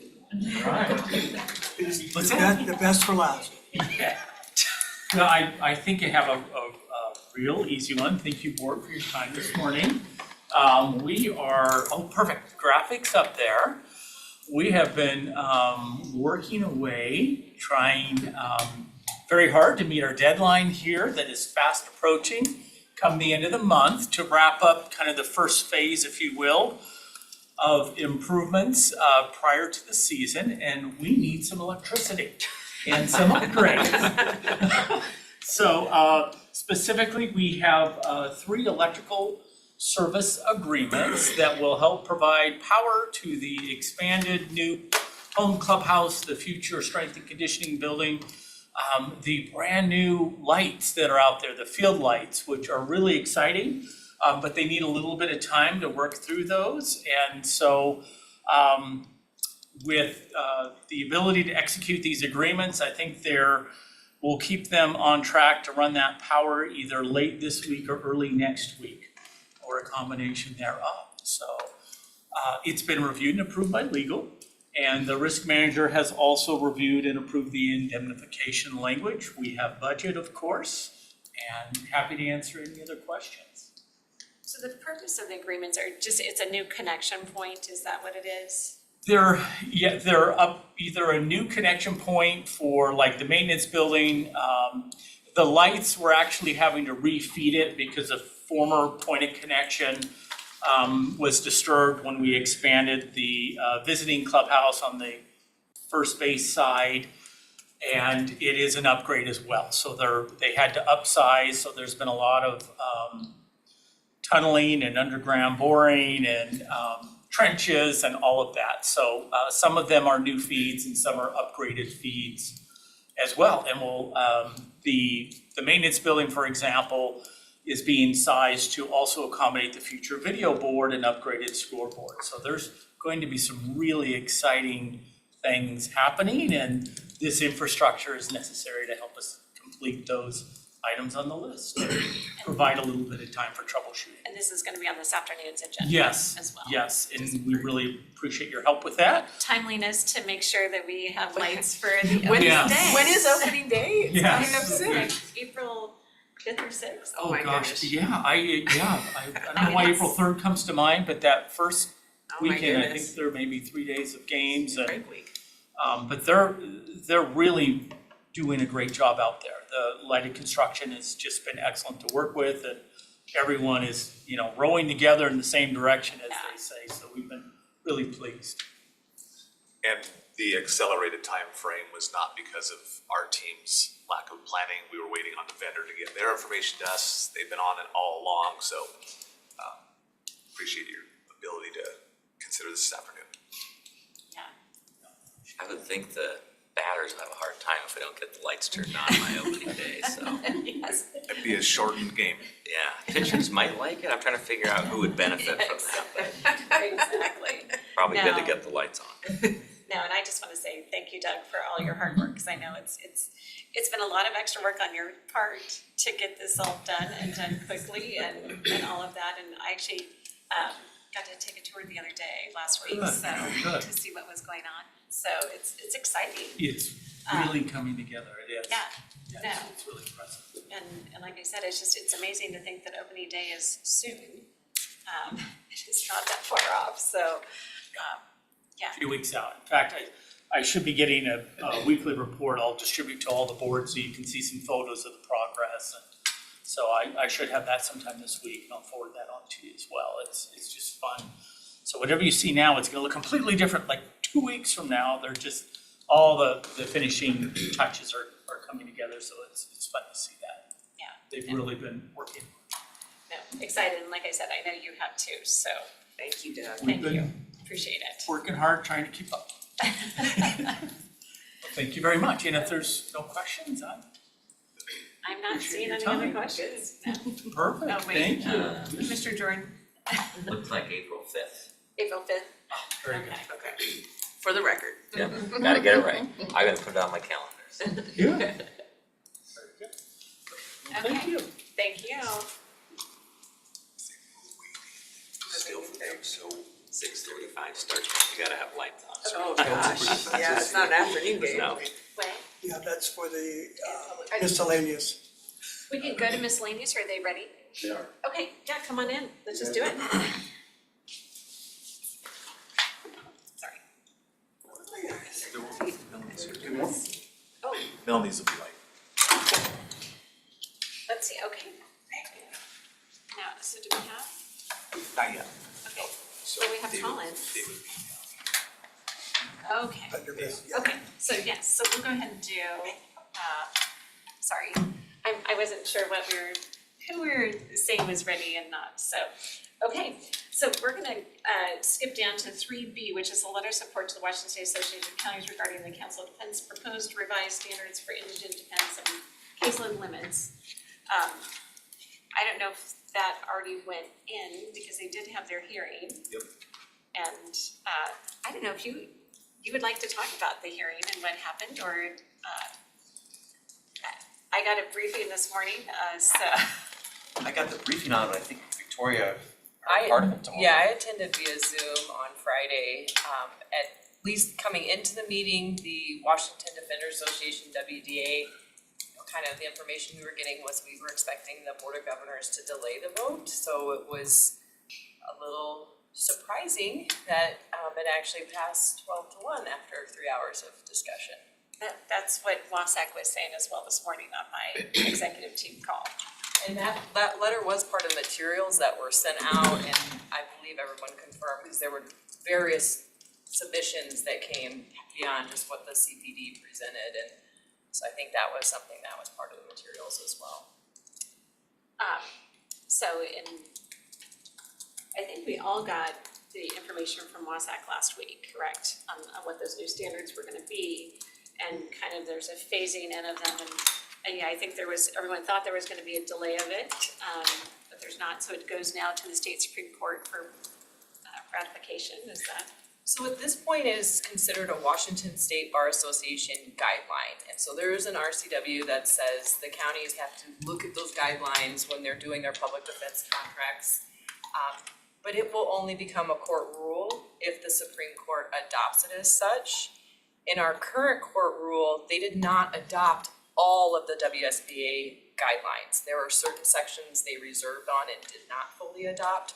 So they could adopt parts, they could adopt none of it, they could change what they are adopting, and so I think we won't know for sure until the Supreme Court acts on it that way. And do we know when we anticipate the Supreme Court to act on it?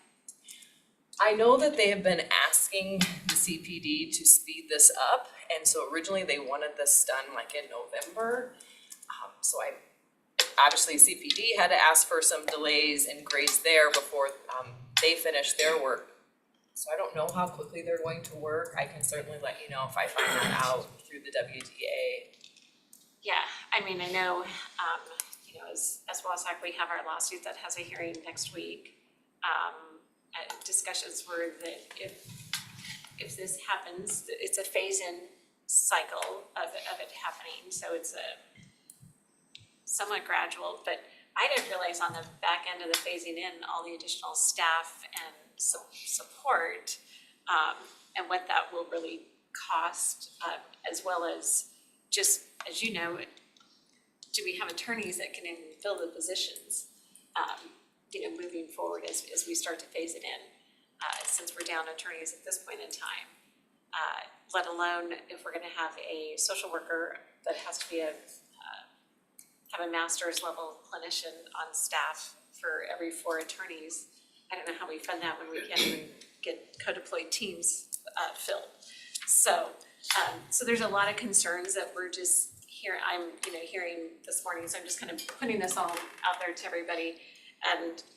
And as we talked about in our legislative agenda, that there wasn't really any unfunded mandates, this really becomes an unfunded mandate. Since it sits in RCW, that will be interesting as well with all the rest of it. And I don't think in the past the Supreme Court has adopted, the only ratio that's out there involved investigators, and I don't believe the Supreme Court did adopt that one. However, it was permissive language and it was should. The new standards are all now shalls. But one of the CPD members authored a letter as well to the Board of Governors that echoes concerns I at least have, because most of the time our social workers are mandatory reporters, which can actually violate the attorney-client privilege. So I think that I'd be very curious to see how the Supreme Court reacts to that, because there are some competing interests in those areas as well. Okay. So do we have is there a letter, is there a letter of support or? There was, so Commissioner French had asked us to be on here and included the letter that Eric Johnson from Wasac had sent in to Washington State Bar Association for awareness. And then Wasac had also highlighted that they were encouraging counties to submit letters to the Washington State Bar Association, not necessarily on the policy side with regards to caseload standards, but the financial implications. So on behalf of the county, I had sent in a letter last week to Washington State Bar Association. I sent it all to commissioners, just really highlighting the potential financial impact. Very general, very high level. From the letter, you can see that our costs for 2023 were about 11.5 million for indigent defense. And a really quick scan, and Victoria and Colin would be able to provide a much more detailed analysis of this, but a quick high level could show that our costs could easily triple if these new caseload standards are adopted, from 11.5 to well over 33 million. And that's not even, you gotta go to the granular level of truly what the cases are that our public defender and our counsel for defense are dealing with, whether they're felonies, misdemeanors, and then what kind of weighting they get, because if I understand correctly, they're recommending changing from a case to a case credits, which I didn't see any of the case credits that were less than a 1. They were all 1 or greater, up to 8. So do the math, it could easily be much more than triple our costs if you were to fully staff to the required case credit standards. Am I saying that fairly accurately? I think that's very accurate. The felony low is the only thing that counts as one case, and then it goes up to life without parole or weighted at 9, a murder's at 7, high sex is at 5. I ran rough numbers just briefly for three of my attorneys, just to get a general idea. Their Class A assignments alone for 2023 would comprise an entire caseload by final implementation in 2027 if this is adopted, which would lead the need for at least 2 additional attorneys per attorney I currently have to cover the Class Bs and C caseload that those attorneys took in addition to what would be a max caseload under these new standards. So it will be significant if this is adopted. And I anticipate the Supreme Court will open it up for comment as a court rule. So a lot of feedback can be presented that way to them too. And Scott, I think that's accurate from my perspective as well. Again, I've just run some rough numbers. We haven't had a chance to really go through them or double check them. I think I even sent it to Law and Justice. I don't know if you saw any of those, but it doesn't fully take into account what Victoria just mentioned regarding the weighting. So I'm gonna factor that in. I'll get you some new numbers, but yeah, you're right. You're looking at the PD's office alone going from 60 to anywhere near 125 attorneys at full implementation. Not as the phase-in part, but at the end of it, yeah, it would be substantial. In addition to that, what we haven't talked about would also be technology, support staff, investigators, and space, right? If the rules. Our favorite topic. Right. Because the attorneys have to have an office they can have confidentiality in, and so that's where it gets tricky quickly.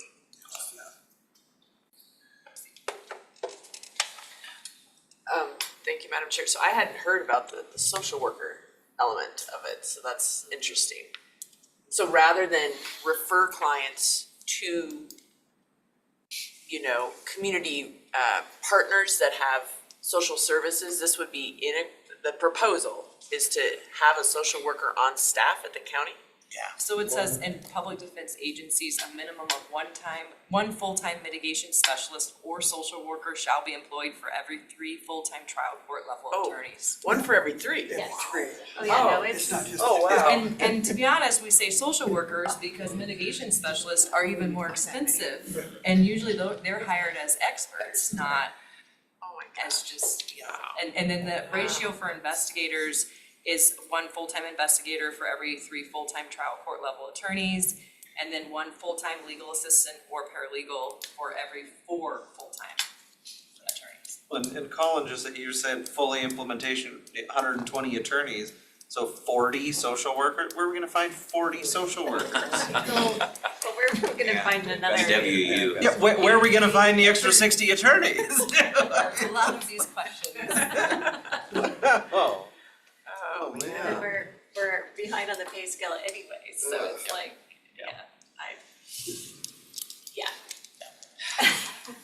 Well, and I think Victoria's right too. The other part of it is, we don't know what the Supreme Court's gonna do. They may adopt all of it, they may adopt none of it, or somewhere in between. And they could change the language they could make it permissive, right? Instead of shall, all right, guideline is, best practice is, all right, you need this many paralegals, this many mitigation specialists, this many social workers. That may not be feasible. They may realize that's not feasible, and they probably will, be my guess, change the language. So are we currently meeting the standards? Where we're Current caseload standards, yes. The current ones that are adopted as court ruled, yes. Our attorneys, if they were listening in or they're hearing things based on what happened at those guidelines, is that they're really being told that the numbers they're operating on, that they're not following the rules of professional conduct by maintaining caseloads as high as they are. And so I think that's fueled by the new RAND National Workload Study, and now this becoming our Bar Association's guidelines. That will, I think, cause some friction for them. And we may see that change, and they have to file certifications every quarter saying they're in compliance with the caseload standards. My guess is, I haven't seen this yet or haven't heard from my attorneys, that they'll start filing addendums on top of that. Hey, WSBA has said this is what we should be operating under, or not. So I think you're gonna start seeing some of that potentially, but yeah, we're in compliance as of right now. I just wanted to confirm that where we're at today, we're in compliance, but as this comes down, okay. Any other questions? I think this was just kind of briefing us, right, then Scott, on what had happened this week. No, and I think Victoria and I have talked about it. We're gonna keep running the numbers. We'll get a little bit more accurate information for you. I need to implement the weighting as part of my calculation, and we can get some more information to you if you guys want that. Just, we've always kept our records more as Class A, Class B, Class C, so we have to adjust how those records are to fit the new breakdown that this implementation carries. And so that's just what's taking it a little longer than I'm sure everyone would like. No, and we understand that. I mean, this has been a moving target. I mean, I think we, it's interesting that they waited till like literally when the legislature ended to move this forward, because I think we all thought it was getting delayed longer, and then, interesting timing and quick timing, and then, like I said, I think we all thought too, once the hearing was happened, they were still gonna delay, but not so much. So, thank you. Thank you. This is gonna have a major effect on what you do. Yes, it is. So let us know if you need anything else. Okay, Thanks. thank you.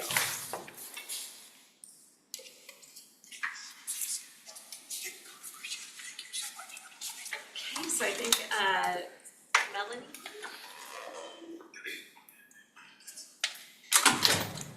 Hi, nice to see you now at the end of the table. You're gonna do a presentation for us, or So just very brief for you, just wanted to bring your attention to the fact that on your consent agenda, you will see a resolution to set the public hearing for the surplus sale of the helicopter for 2 weeks from now, March 26th. Planning to auction that off with GovDeals. And then just also to confirm, there was confusion last week.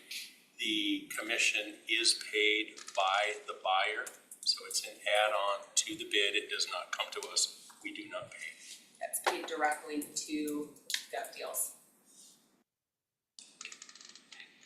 And the GovDeals contract is also on your consent agenda this afternoon. Okay, that's on this afternoon. Yep. So then, as we look at that, I know we had talked about, we were wanting to wait till we surplus this before we purchase the next one, but if the price continues to go up, and we just trying to figure out at what point, do we know when that has purchasing, have you guys looked into when that price would go up? I haven't been told when that was, sorry, just coming in. I believe as of last week, I don't know that the sheriff's office knew exactly, but they were the ones that had received that communications, but we can follow up with Chief Ellis and find out if he has an exact date on that, so we can get that on your agenda. Okay, I think so, because if it's gonna be another couple $100,000, it's gonna be one of those, I don't wanna pay more if we don't need to pay more. I know we're trying to figure out how it's all working, but, Yeah, we'll follow up with Chief Ellis and get back to you on that. since it's been talked about in theory, it would be good to know what the date is certain for that. That was it?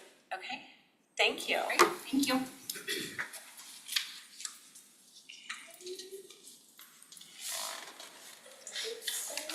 We're still about 10 minutes early. Is there any other miscellaneous items? Commissioner Combs, do you want to Oh, letter. Yeah, if you wanna, I think we all received the email from, well, maybe, did everybody receive the email from Mayor Cooper? Jerry Cooper? I don't think I got the email. Okay, so she requested, at least a letter for us and is asking that we sort of, amend our zoning codes to allow this Connex box project for the fire victims. These Connex boxes are essentially the shipping containers that they're converting into temporary homes. Because that is a temporary structure, it only currently under our code would have a maximum time frame to occupy it of 12 months. That's 6 months with an additional 6-month extension. She feels that is too short of a timeline and is asking for the victims of these fires that we come up with some way to allow that to go beyond the 12 months because I guess the funds that they're gonna use to help pay for some of these Connex boxes is gonna run through the long-term recovery group. And she says the long-term recovery group is unwilling to pay for the Connex boxes if the essentially maximum life would only be 12 months. And so at this point, all she was asking was for a letter to essentially state that we will move in the direction of amending our zoning code to allow these Connex boxes to be used beyond the 12 months. And so that's the copy of the letter here that Jessica Pilgrim drafted for us. So do you have anything else to add? We got the email over the weekend, so very, very condensed timeline. She says she wants the letter by Wednesday, tomorrow, so she can present it to the long-term recovery group on Thursday, so they can take a vote to fund the Connex box. So very condensed timeline, so we do apologize for that. I'm gonna go to Commissioner French first and then Jessica. Yeah, thank you, Madam Chair. Commissioner Kearns and I have talked about this item a number of times over the weekend, and he did reach out to staff yesterday and stuff. So I fully support what he's presenting so that we can assist these victims of the fire to try and recover with the least cost possible until they can get into a permanent structure. So I know that these are temporary facilities. They're meant to be temporary, but I think it's up to us to define what temporary is. And if we can extend the time period to allow these folks the time to recover, that would be not only the compassionate thing to do, but I think the right thing to do. Thank you. Yes, thank you, Madam Chair. All we noticed in our code was that there was that slight block, as Commissioner Kearns mentioned, in the zoning code that basically just allowed one extension. But when we reviewed the building code, it had the 6 months and then it has the building official is authorized to grant extensions for demonstration calls. So all we're proposing is a zoning text amendment to just match that same language in the zoning code, and it should give the discretion to the planning director then to be able to extend it beyond that 6 months. And I did a brief review of our comprehensive plan and see anything that conflicted, and then, like I said, it already matches the development regulations we have for buildings, so I don't see see any other issue with that. So we would, if the board approves, you would sign this letter of support, and then Scott Chesney would move forward with the zoning text amendment, and it would go through that process as per the usual. Thanks for bringing this forward. I think it's a good idea, so I'm happy to sign it. Just curious, how long does it take to approve a text amendment? Sure, so the very minimum would be 60 days usually, and that's because you have to give Commerce 60 days notice. You can expedite that though, for development regulations, which is what this is considered. So it really just be a matter of as quick as we can get the paperwork together, and I know Scott Chesney's working on that as well. Does it have to go through planning commissions? Yes, yeah. Is there a need to expedite the time frame, or are we good with the 6 months as it is? Mayor Cooper indicated that the letter just stating our intent to move was enough for the long-term recovery group, so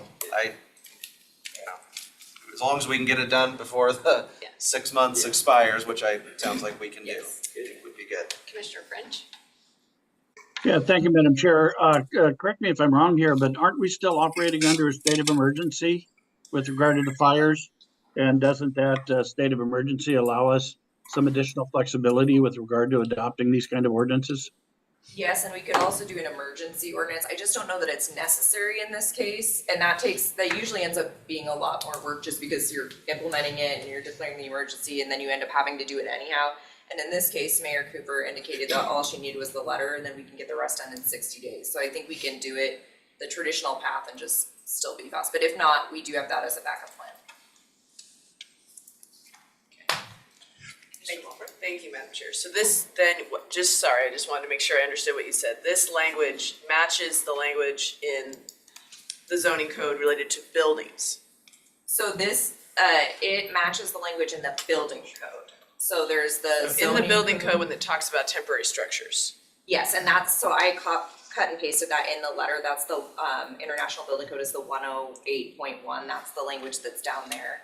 And so it uses the exact same language, and it's on the second page, I think, where it talks about the 180 days, and then it says the building official is authorized to grant. So that's already in the IBC, so we just use the same language, and we're gonna do it in the zoning code. You don't see any unintended consequences, not related to fire victims, but other folks who maybe put up temporary structures that remain for a long time.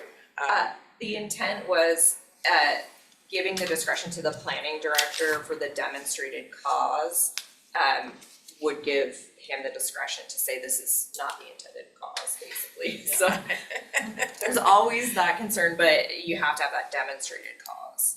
Okay, that's great. Thank you for working on that so quickly. Absolutely. Okay, so since we do want to sign this letter now, I would take a motion, and then I will open it up for public comment after we have a motion on the floor. Madam Chair, I move to approve the drafting and signing of a letter to be signed by the chair or a majority of the board at other than open public meeting in regards to amending the Spokane County zoning code related to temporary structures. That letter be sent to the Spokane Regional Long-Term Recovery Group as well as Mayor Terry Cooper, Mayor of Medical Lake. Second. Okay, I have a motion and a second for the signing of this letter. I do need to open it up for public testimony since we are taking an action. Is there anyone online or anyone in the conference room? Second call for anyone wishing to testify. If you are online, please raise your hand or *9 if you're on your phone. Seeing no one, third and final call for anyone wishing to testify on this letter that we'll be signing. Okay, seeing no one online or in the room, I will close the open public testimony and call for the vote. All those in favor, please signify by saying aye. Aye. Aye, motion passes unanimously. Thank you, and we will sign this letter. Start the process. And Commissioner French, can we use your stamp? Yes, ma'am. Thank you. And I also have a miscellaneous item when you get to it. Okay, let's go ahead and take that, and then we're gonna go to the last item on our agenda. But go ahead and do your miscellaneous first. Yeah, I've been requested by Eastern Washington University to issue a proclamation similar to what we did last year. I believe the proclamation language has been distributed. And so if you have any questions, we can certainly try and field them. Otherwise, this is the similar to what we did last year, and they're asking for us to do the proclamation again. Thank you. Giving Joy Day. Okay, so it's Giving Joy Day in honor of Eastern Washington University's 142nd birthday and its innumerable contributions to our region. I think we can head nods to move forward with that. Okay? Yes, it is Awesome. nodding. We will move forward with that. Thank you very much, Commissioner French. Thank you. Okay, so then that's gonna take us to item 2I on our agenda, which is Jeff McMorris and John Colton. Thank you for joining us, and go ahead and get you guys going. It's like right on time at 11 o'clock. Okay, look at us, we can manipulate a time clock. Just like you drew it up. So first, some good news. President Biden signed half of the federal budgets recently. It's not half the dollar amount, but it's 6 of the 12 budgets, smaller half fiscally. And that did include the $4.5 million request the county made for the Four Lakes interchange. So that funding is now available to us once we jump through all the appropriate hoops. John and I were just on the phone with Kyle. One thing that we'll just flag for you to bring up is these funds do require a 20% match. So between the 3 million last year and the 4.5 million this year, we're needing some matching funds. And so that's something you can't use federal for federal, so we'll need to probably work with some of our state partners and look at other opportunities there. So good news on the past budget. Ron, can you see if Kyle or Matt Zerkor is on for some of these conversations? They were gonna be available, and then is Rick on? You No, have to I don't know promote if him. you can make it. Commissioner French, I see you raised your hand. Yeah, thank you, Madam Chair. I do want to point out that in the other grant, we were able to allocate part of that local match through S3R3, and that it's an infrastructure project that benefits the West Plains PDA. And so I know that Chris Pingra and Matt Zerkor are working on that arrangement as well. So that would be another opportunity for the additional federal money if we needed to go back to S3R3 for additional participation. I'm sure that we could probably get some participation from them. Thank you. Perfect, thank you, sir. So today, John and his team and I have been going back and forth, kind of running trap lines down the list of projects on the infrastructure. By way of reminder, there was Sullivan Road at 32nd in the valley, Wall Street up near Whitworth, and Market Street towards the north end of the city and into, I guess, out of the city. So those are the three.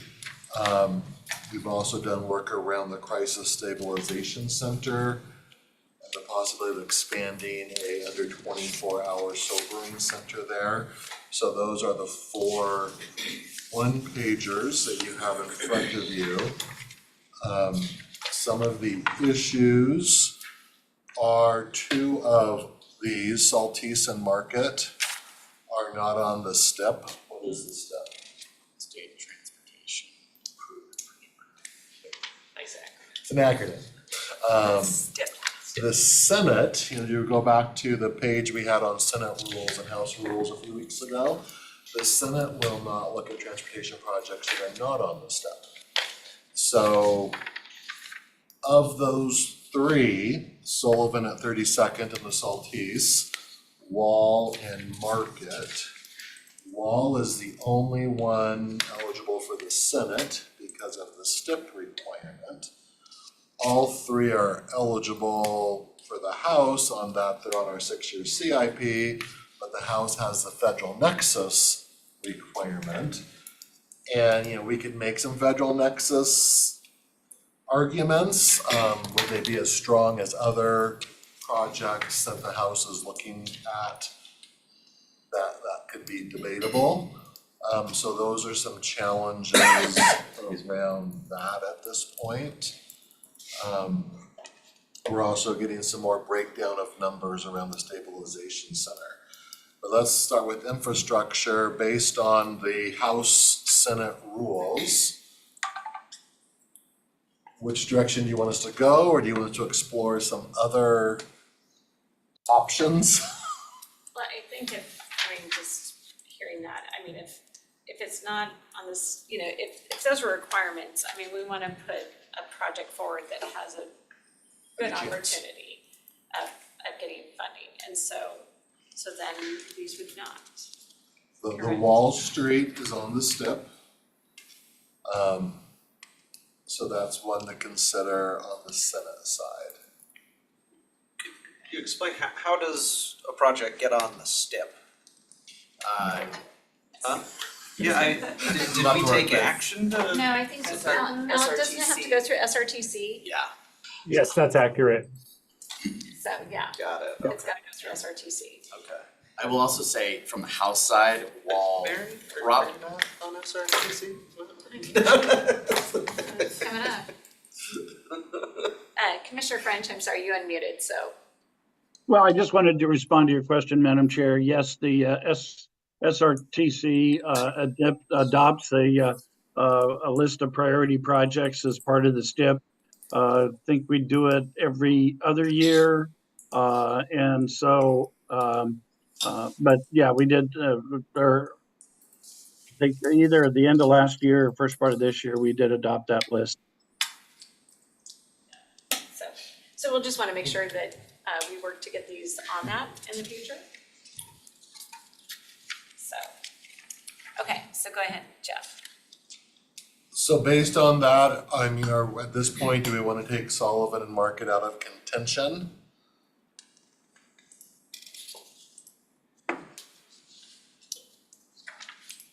Or do we think it would be wise to? Let me rephrase it. I don't think we want to. So confirming, we're taking Saltese off and we're taking Market off, and that leaves us with Wall, but Wall does it have a federal nexus? Well, on the Senate side, you don't need a federal nexus. On the House side, you need a federal nexus. So as we look at which project we advocate to which member of the delegation, Wall Street could be either senator, it would be qualify on the Senate side. I think Wall Street's nexus is about as weak as Saltise's, or comparable, I guess would be a better word to say. And so I don't think he's ever gonna have a super strong federal nexus unless y'all have some ideas. because it's in there, there's a federal nexus with ETC.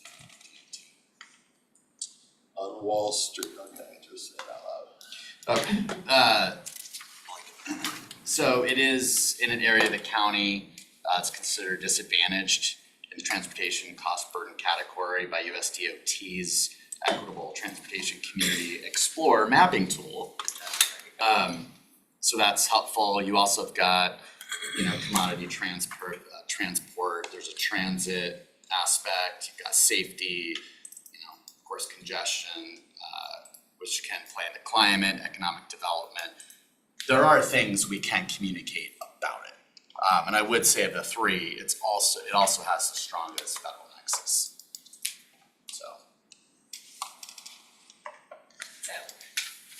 Another. You guys may not like this, but then do we go back to the Fairchild? We were just talking about that before we walked in.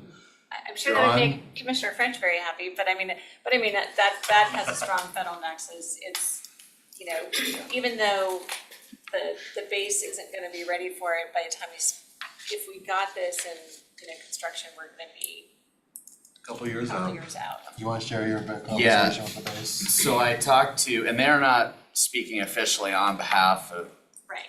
especially because I just don't want to I did talk to the wing commander and Jeff Johnson, and they had indicated because of the timing, it'll probably be, maybe another year before we get funding. from the time of announcement from the committee and then construction. I mean, they will have time to put all these things together.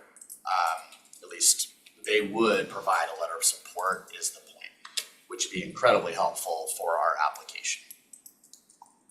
So incredibly strong federal nexus, letters of support from DOD. I could see it being very competitive especially on the House side. It would require, if we got a 5 million, another million in match, which Kyle was bringing up. You know, money doesn't grow on trees, as we all know, so we also have to keep in that, where are our matching funds coming from? But any of these would require a match. Pretty much all the infrastructure, transportation is gonna be about a 20% match. And I will say notification, at least out of subcommittee, would happen before the start of next session. So we would have the opportunity, to lobby for ourselves at the state level. To say, hey, we have this federal money pending, but we need to match. So. So that could be another option, that the Fairchild, Thorpe Road, second base access point on the House side, with the federal nexus, Wall Street on STIP on the Senate side, and we'd still have the stabilization center project, which could also be on the Senate side. And you can make some federal nexuses also with the stabilization center, I'm sure, on other programs if that's outgoing. Well, and that will only be eligible on the Senate side. Oh, that's right, because that bill isn't open on the House. Right. Yeah, so stabilization has to be on the Senate side because Labor, Health and Human Services is not an open budget on the House side. A lot of if-thens when it comes to this. Need a chart. I've got my cheat sheet here and I'm still forgetting stuff. Next session, we're gonna break down the 12 appropriations bills in Congress. We're gonna, Yeah. get This up will on be a whiteboard, yep. a whiteboard Do exercise. the dot exercise and that's what we're asking for. This is a Meets all bill the of, points. this is a bill of feelings, this is a bill of funding. Okay, let's see, Commissioner French and Yeah, as we are looking for the local match money with regard to the Thorpe Craig Road interchange or intersection, that would also be a project that I think the airport would be very invested into because it is of its proximity to the transload facility. So I think they would also represent a partner to be able to come up with that local match. Good. Is that road on the STIP? Yes, I believe it is. Yes. Yeah, it is. So are we liking the idea of going forward, doing a little bit more due diligence around Wall, Thorpe at Fairchild, and the stabilization center? Seems to make sense. Sounds good. Yeah. Can I make a recommendation? I would say for the Crisis Stabilization Center, so we're not competing against another project, perhaps it would make the most sense to apply to both senators for that project and then keep either of the transportation infrastructure asks on the House side. I think that probably gives us the best chance to potentially get two projects. That would be what I would do. I think that sounds appropriate. Commissioner French? Yeah, keep in mind well, thank you, Madam Chair. Keep in mind that, we already have in the queue eliminating the double 90 there at Thorpe Craig.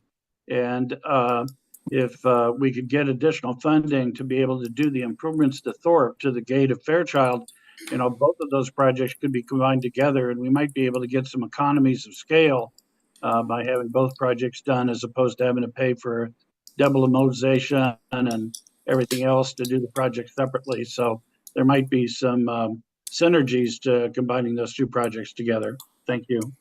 And to your point, Commissioner, Kyle was looking at if we did get another 5 to go with the 3, like how far further north could you go towards Highway 2 and kind of see how big you could build that out with additional funding. So we'll get more info on that. Do we have a timeline though to spend those dollars that were targeted towards Craig Road? I know transportation has longer timelines with feds, but Yes, I'll have to get back to you on what that is unless Kyle knows right off. We do, I have to confirm, but I believe it's the end of 26. It's part of our award letter, once we jump through all the hoops and go through the portal. But it is not the typical 1 year. We actually have some time because it's transportation. Would this be part of the Four Lakes raise application next year? And if so, would it buy down that request, or are these just separate components of infrastructure? Really, for raise, we're gonna need the state involved. So we're gonna be meeting with the head of WashDOT later this week to start some conversations with that. We need to bring in the big state dollars for that. But I mean, if we were to go after the Thornton money, would that buy down what our request would be in raise? I just don't know if that piece is a part of that, or if we can even answer that. The intersection's a huge ask on its own right. So with regard to the state legislature, as I indicated before, we already prepped the legislature back in August with regard to the Four Lakes project. And so I think that we can anticipate that there'll be some participation from the state in being able to move that project forward. And I think we've already talked about the 200,000 that was finally allocated by the legislature the second time on Four Lakes and 904. So I think there's enough energy and enough awareness about that interchange to where getting some participation from the state is probably a reasonable expectation. I guess I just want to reconfirm that, based on John's, thoughts, that we would put the stabilization center forward to the two senators and the transportation projects would go to the House. Is that correct? And then on the So stabilization. just a second, I just want to make sure that we're in agreement on that. Okay, so we're in agreement on that. Go ahead. And John believes we can get a 2-year window on the stabilization funds, which would be needed for Public Works to be vacating. It'd be a very tight window to spend the money if it's a 1 year.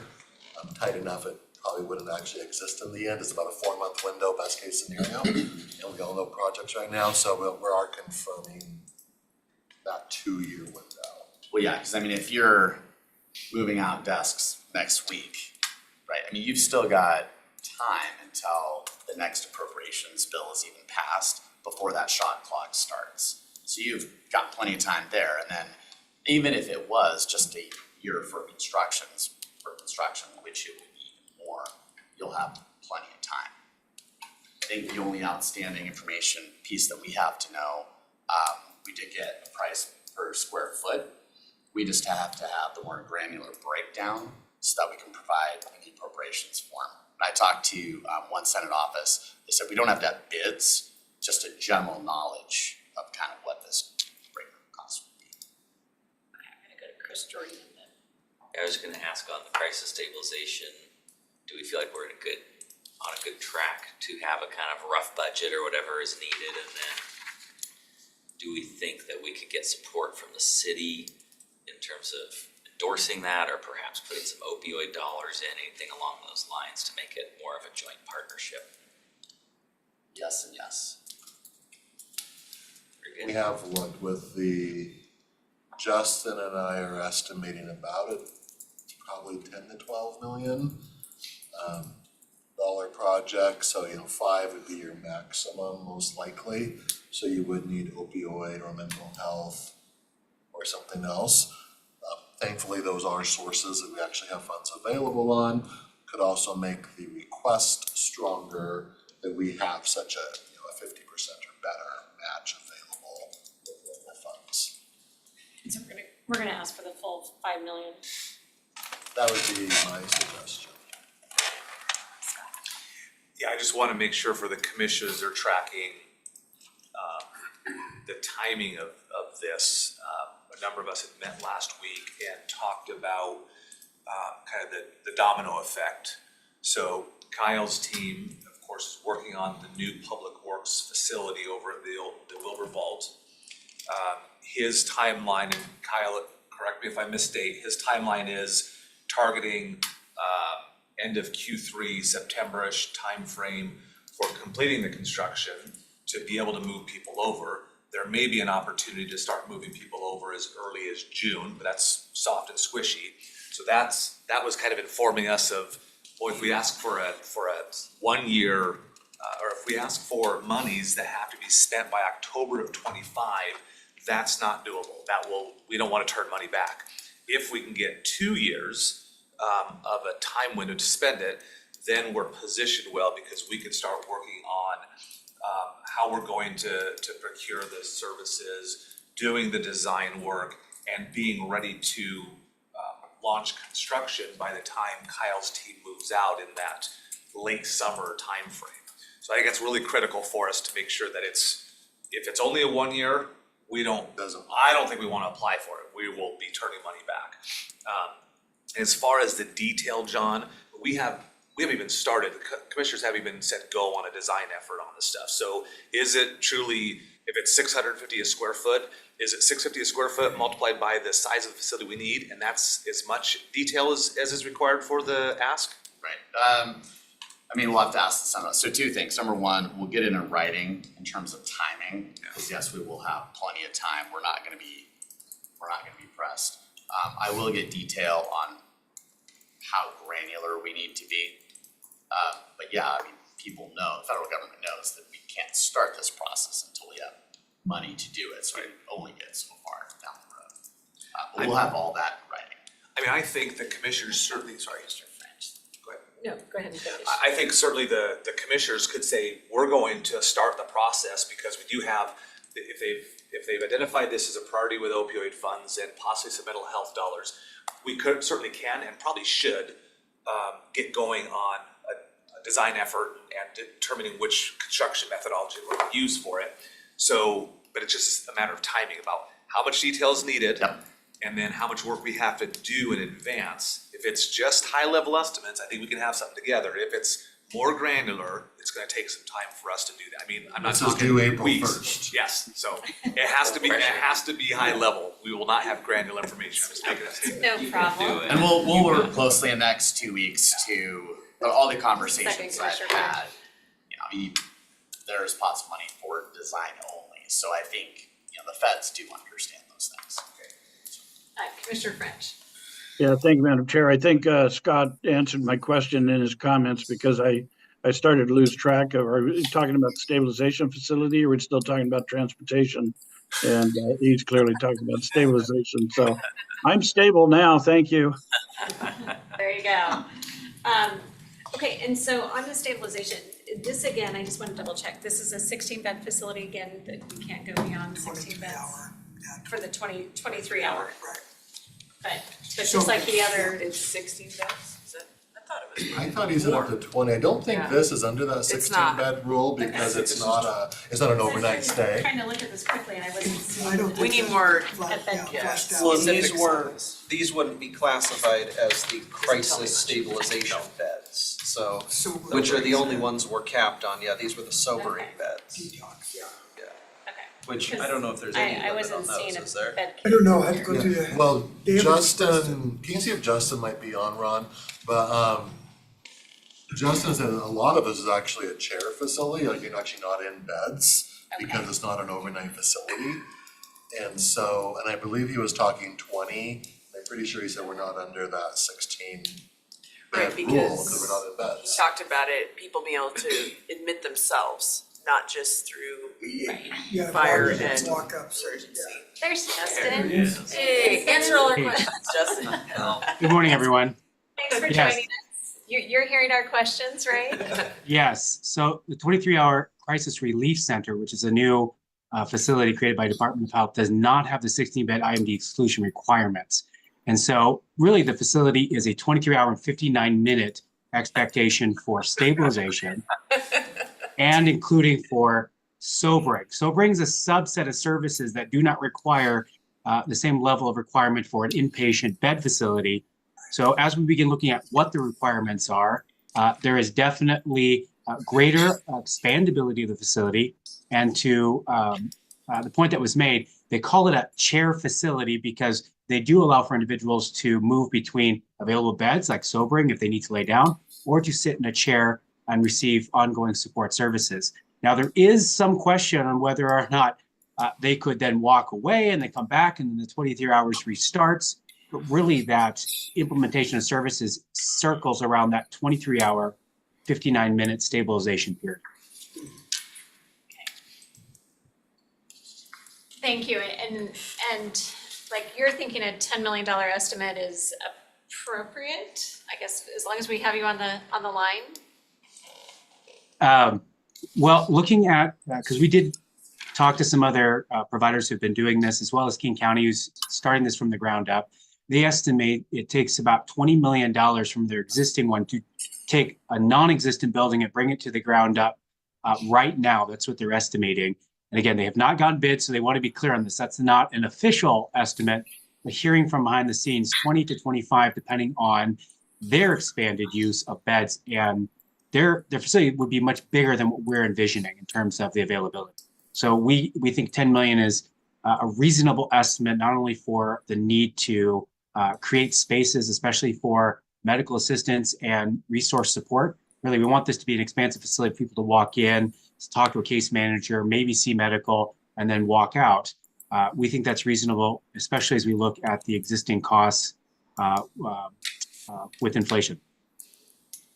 So, and one question I have, Justin, is if we do this and provide these people the 23 hours and 59 minutes, do they have an opportunity then to transfer from that facility into our other stabilization facility, or does that have to stay separate? I guess that's one question I just wanted to make sure I understood. Yeah, no, the beauty of this facility allows for how easy someone can move between facilities. So let's say someone's discharging from the jail. This was something that allows for them to walk immediately in and receive services that would allow them to be stabilized and transition back into the community, including psychopharmacology, allowing to see an ARNP and get on medication where they may not be discharged with the full amount or they need to get it adjusted. It also allows individuals to walk in or be immediately dropped off by law enforcement, stabilized where they are either have the medical questions removed or are more voluntary on wanting to go into the facility, and then they can be assessed for medical necessity. The challenge we have right now is when law enforcement involves them in the field, they have a couple choices. ER, if they're not sure the individual can be assessed and meet milieu, or if they meet all the requirements, drop them off at the facility. This allows another avenue and increases the likelihood of them being able to be referred directly from the street into an inpatient facility. So then this really helps alleviate the congestion in the hospital emergency rooms as well. I would say not only benefits the reduction in ERs, but also benefits for those that are not quite determined in the field whether or not they want to seek treatment, and allows that constant 23-hour conversation to allow them easy access. What we are, again, the challenge we have is medical necessity. It's hard to get someone to stay long enough to assess them to get into SRSE. This expands that window, and I believe we have a greater opportunity to actually get more people into SRSE. Just want to emphasize, very, very, very high level estimate, $10 to $12 million. A lot of that depends on, we've got a building over there that may or may not be able to be repurposed depending on the size that's needed. It may be a tear down and build back up. So we have a lot of work to do on coming up with a reasonable, but that's just our dartboard right now. It's based on the size of what King County's doing, based on our estimate that we received from. So I talked to Gil. Yeah, he got something from a. He talked to the firm that built out the current stabilization center, and to build to that medical treatment grade, which would be a similar service treatment need, in today's dollars is $625 a square foot. Which gets us about a 20,000 square foot facility. So that's And that's So that's just fully the capital, elevated. that's just the capital, That's the capital. okay. I know that Justin's been presenting to us about opioid dollars, and so that's an ongoing conversation in terms of priorities, but to Scott's question about kind of moving forward with the more granular detail, what do we need to make that happen? It seems like this is a concept that all 5 commissioners are in favor of. So I'm just asking the question of what do we need to do to start getting a little bit more specific, separate and apart from the earmark timeline? Yeah, just if you separate that out, if the commissioners said, hey, yes, we want to move forward with a planning effort on being prepared to go for construction, I think one of the considerations that the board would want to look at is, I think it's another good candidate for an alternative delivery project. And I think we'd have to go through and begin assembling like an owner's rep and all those sorts of resources to be able to build an application, to go in front of the PRC, to seek approval. And then from there, if you get approval, then you go out for, and Kyle will be able to know this much more than I, depending on what they recommend, GCCM, alternative, or a progressive design build, just a design build, then we'd have an idea of what our assembly of a team would look like. And so that's probably the first step, is to determine whether we want to do an alternative delivery. I think we few of us talked internally and probably feel like that's a good candidate to do. But the first step would probably be getting an owner's rep on board.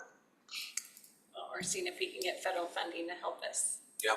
So I see it as, moving forward, as long as we have enough information for you, John, to at least see if we can get $5 million.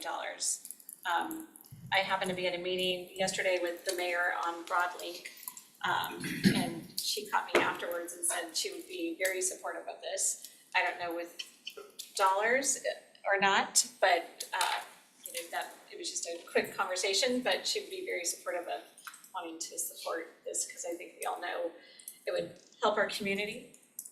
So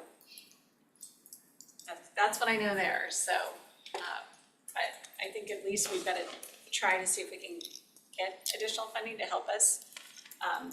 Because I hate to use all of our opioid dollars to start with. Yeah. But anyway, who would like to go first? Go please. No, I think it would be important to get the city, a letter of support from the city, and from the mayor, the council. I don't know our time frame and how quickly April we need 1st. to move. So I don't know if they'd be able to take action to decide on a particular dollar amount, but I do think it's worth asking if they would put some of their opioid settlement dollars towards this, like match some of ours. But it's good to hear that she's interested in supporting it, so I think a letter of support would go far with our senators. And we can talk to some of the appropriations staff over this week to make sure that we have all the detail we need. So that might be more of a public works conversation. We can just have some internal conversations and then present to the board as soon as we have findings, if that would be most helpful. Commissioner Jordan. I was gonna say, I think it's fair to say we're a little bit ahead of the city in developing opioid priorities and getting recommendations from staff, but I'm hearing that they are going to be working on that very soon. So I think the time is ripe to really reach out and say, can you join us in this project? So, John, what else do you need from, you're gonna do some more work. I'm just making sure, is there anything else you need from us? So did we decide on, so stepping back? I'm not sure what we decided, but No, it's fine. let's go for it, let's try. Given the time is short, the president's budget just came out, which is going to motivate the House, and of course, Senator Murray will probably be opening up her portal very soon too. I think it will be a very, very fast burn. So to that end, I think we're doing all the due diligence for the Senate side for Senator Murray, because it will be very, very similar questions. That said, we should probably, not to put anyone on the spot, I don't know if that's regular order, but probably figure out if we want to do Fairchild or wall, and then any internal work that needs to happen there, but we should be socializing with the Congresswoman's office really soon. Okay, so I think we decided we're gonna do this project with both the senators, correct? Yep. Okay, so then now we're back to transportation. And so instead of putting both projects forward, you think we need to put one project forward? I mean, and that's, Is that what I'm hearing you say? At least rank them. At least Yeah. rank them? I would, no, this is just me, so everyone else can like weigh in, but I would think we need to rank Fairchild number 1 and Wall number 2, because I think of the federal nexus. I mean, just like we took the others off because they don't meet the criteria and we wanna have the best opportunity. So that would be my recommendation, Commissioner French.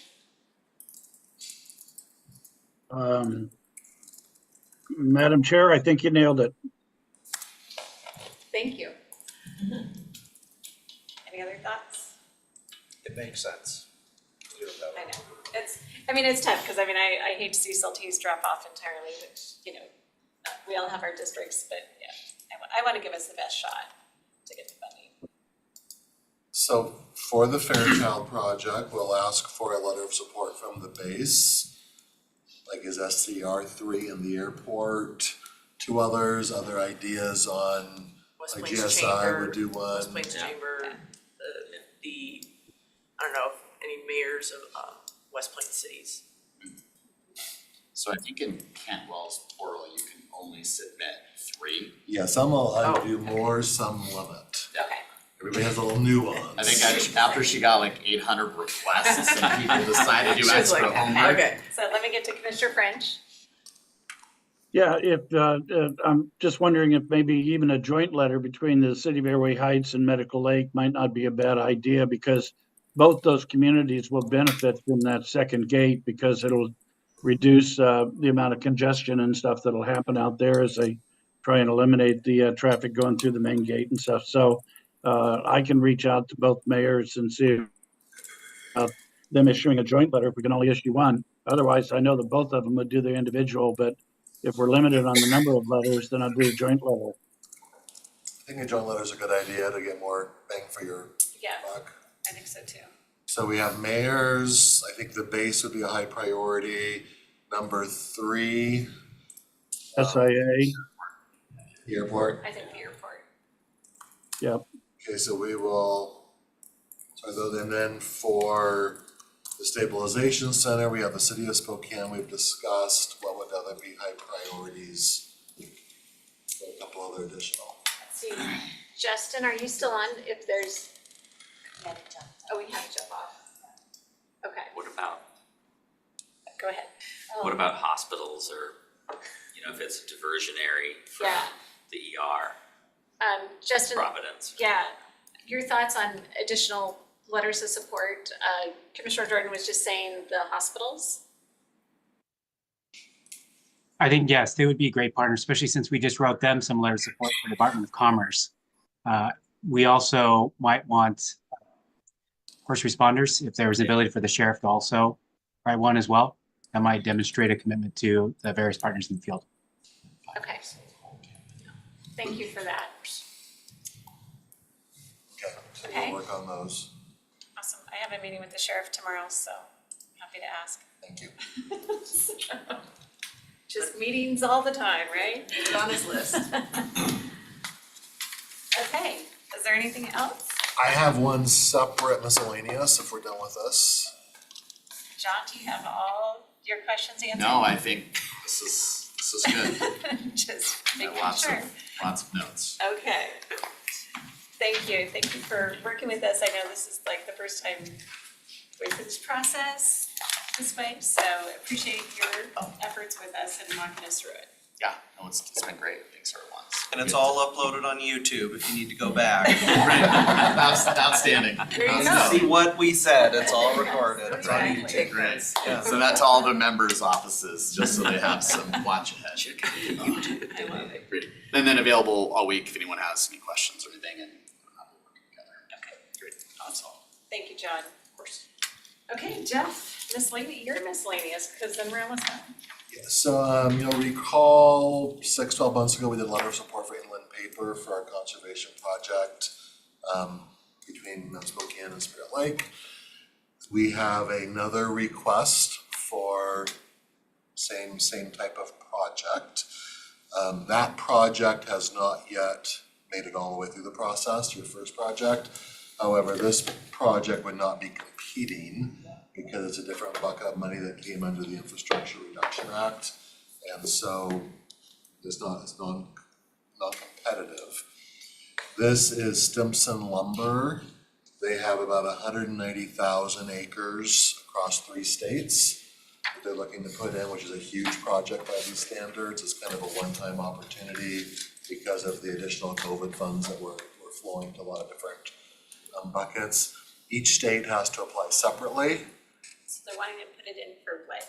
It's the Federal Forest Service Managed Conservation easement where the forest lands remain in forest production, but they're also open for hunting, recreation, generally any non-motorized, if it's beyond a gate. In some places you can have motorized. So a lot of, the big timber companies open their property for recreational purposes. This is a permanent easement that gets placed over the property to allow both the managed forest usage as well as the recreational aspects. They're asking for a letter of support like we did with inland paper. They're 193,000 acres across the 3 states. Each state applies separately. 88,000 acres are in Washington State. Most are Pend Oreille Stevens. 3,000 acres are in Spokane County. So we're a very small portion in the northeast corner of Elk area. About 400 of these acres actually burned in the fire to get you location. Each state can only put forward 1 application. And I guess our main competition would be coming out of Klickitat County down in the Columbia River Gorge. However, Stimson Lumber of these 2 projects that we're aware of is they're offering to pay for all the private sector matches required, where the other proposal isn't at this point. So this one's considered to be a good chance of getting through the process. They need their letter of support by early April. It goes to Hillary Franz in that office in April, and then the state will choose 1 project that goes to the feds, and that's competitive at that level too. I sent you all an email yesterday that has more details and pretty colored maps. Bottom line is, would you like to see a proposed letter come before you at a future meeting, have an official letter of support in the application project? Seeing head nods. I don't see Commissioner French head nods, Yes. but 4 of us in the room. There he is. There he is. See that, Okay. so- Head nod. Love Is it. he rocking it? That's some So, music in the back. I will work on that. So yeah, is there a way to get, okay, because you need it by when? They would like it, they need it this month. And the people from Trust for Public Lands who are working with Stimson Lumber, as well as an individual from Stimson, is happy to come to a meeting, Zoom in and answer any and all questions. I see Patrick's in the still here. Is there a way to get like a draft out by Friday that we can put on the consent agenda for Tuesday? Yeah, 'cause we have the letter we did last time, so we have a template to follow. Okay. The organization has one already. Okay. I would say let's just go ahead and everybody review it by Friday. Like if we get it by Friday, then you've got the weekend to review it. If there's any changes, and we'll just put on the 2 o'clock consent agenda. Would you like any of these people available for comment, or are you good to go? I'm good to go. Okay, they've sent us a template, I will fill in the blanks, and we'll have Okay. to give it to Gina. It's in the email he sent us yesterday. Yes. Okay, so if anyone has any issues with that, and then we'll have it Friday to send out for the consent agenda. So that puts the onus on us to get any comments back to you by Thursday night. Perfect. I'll work with So, Gina. and then it'll just Message save a received. spot. Jeff, your email indicated that they had presented to both Pend Oreille and Stevens County. They have presented to Pend Oreille, they are presenting to Stevens today. Okay, do we know where Pend Oreille stands on, I mean, are they Pend supportive of Oreille it? did not take a vote, but they fully expect letters from both counties. Okay, Similar to, there was land, I think, in that last project that went into Pend Oreille also. Okay. So we have no reason to think there won't be, but I can run those draft lines and get those responses for you. Okay, thank you. Any other miscellaneous? I just was informed that we have one executive session that will take about 5 minutes. Yep, under acquisition, lease of real estate, RCW 4230, 110-1B, 5 minutes, no action. In addition to the commissioners, myself, Randy Bischoff, Jeff McMorris, and Jessica. Our attorney for the day. Just wasn't sure who it was. Okay, I love it. so Okay, so we'll be going to executive session for 5 minutes. For this purpose, just stated with the people in attendance. Excuse me. We will be adjourning after that for the morning.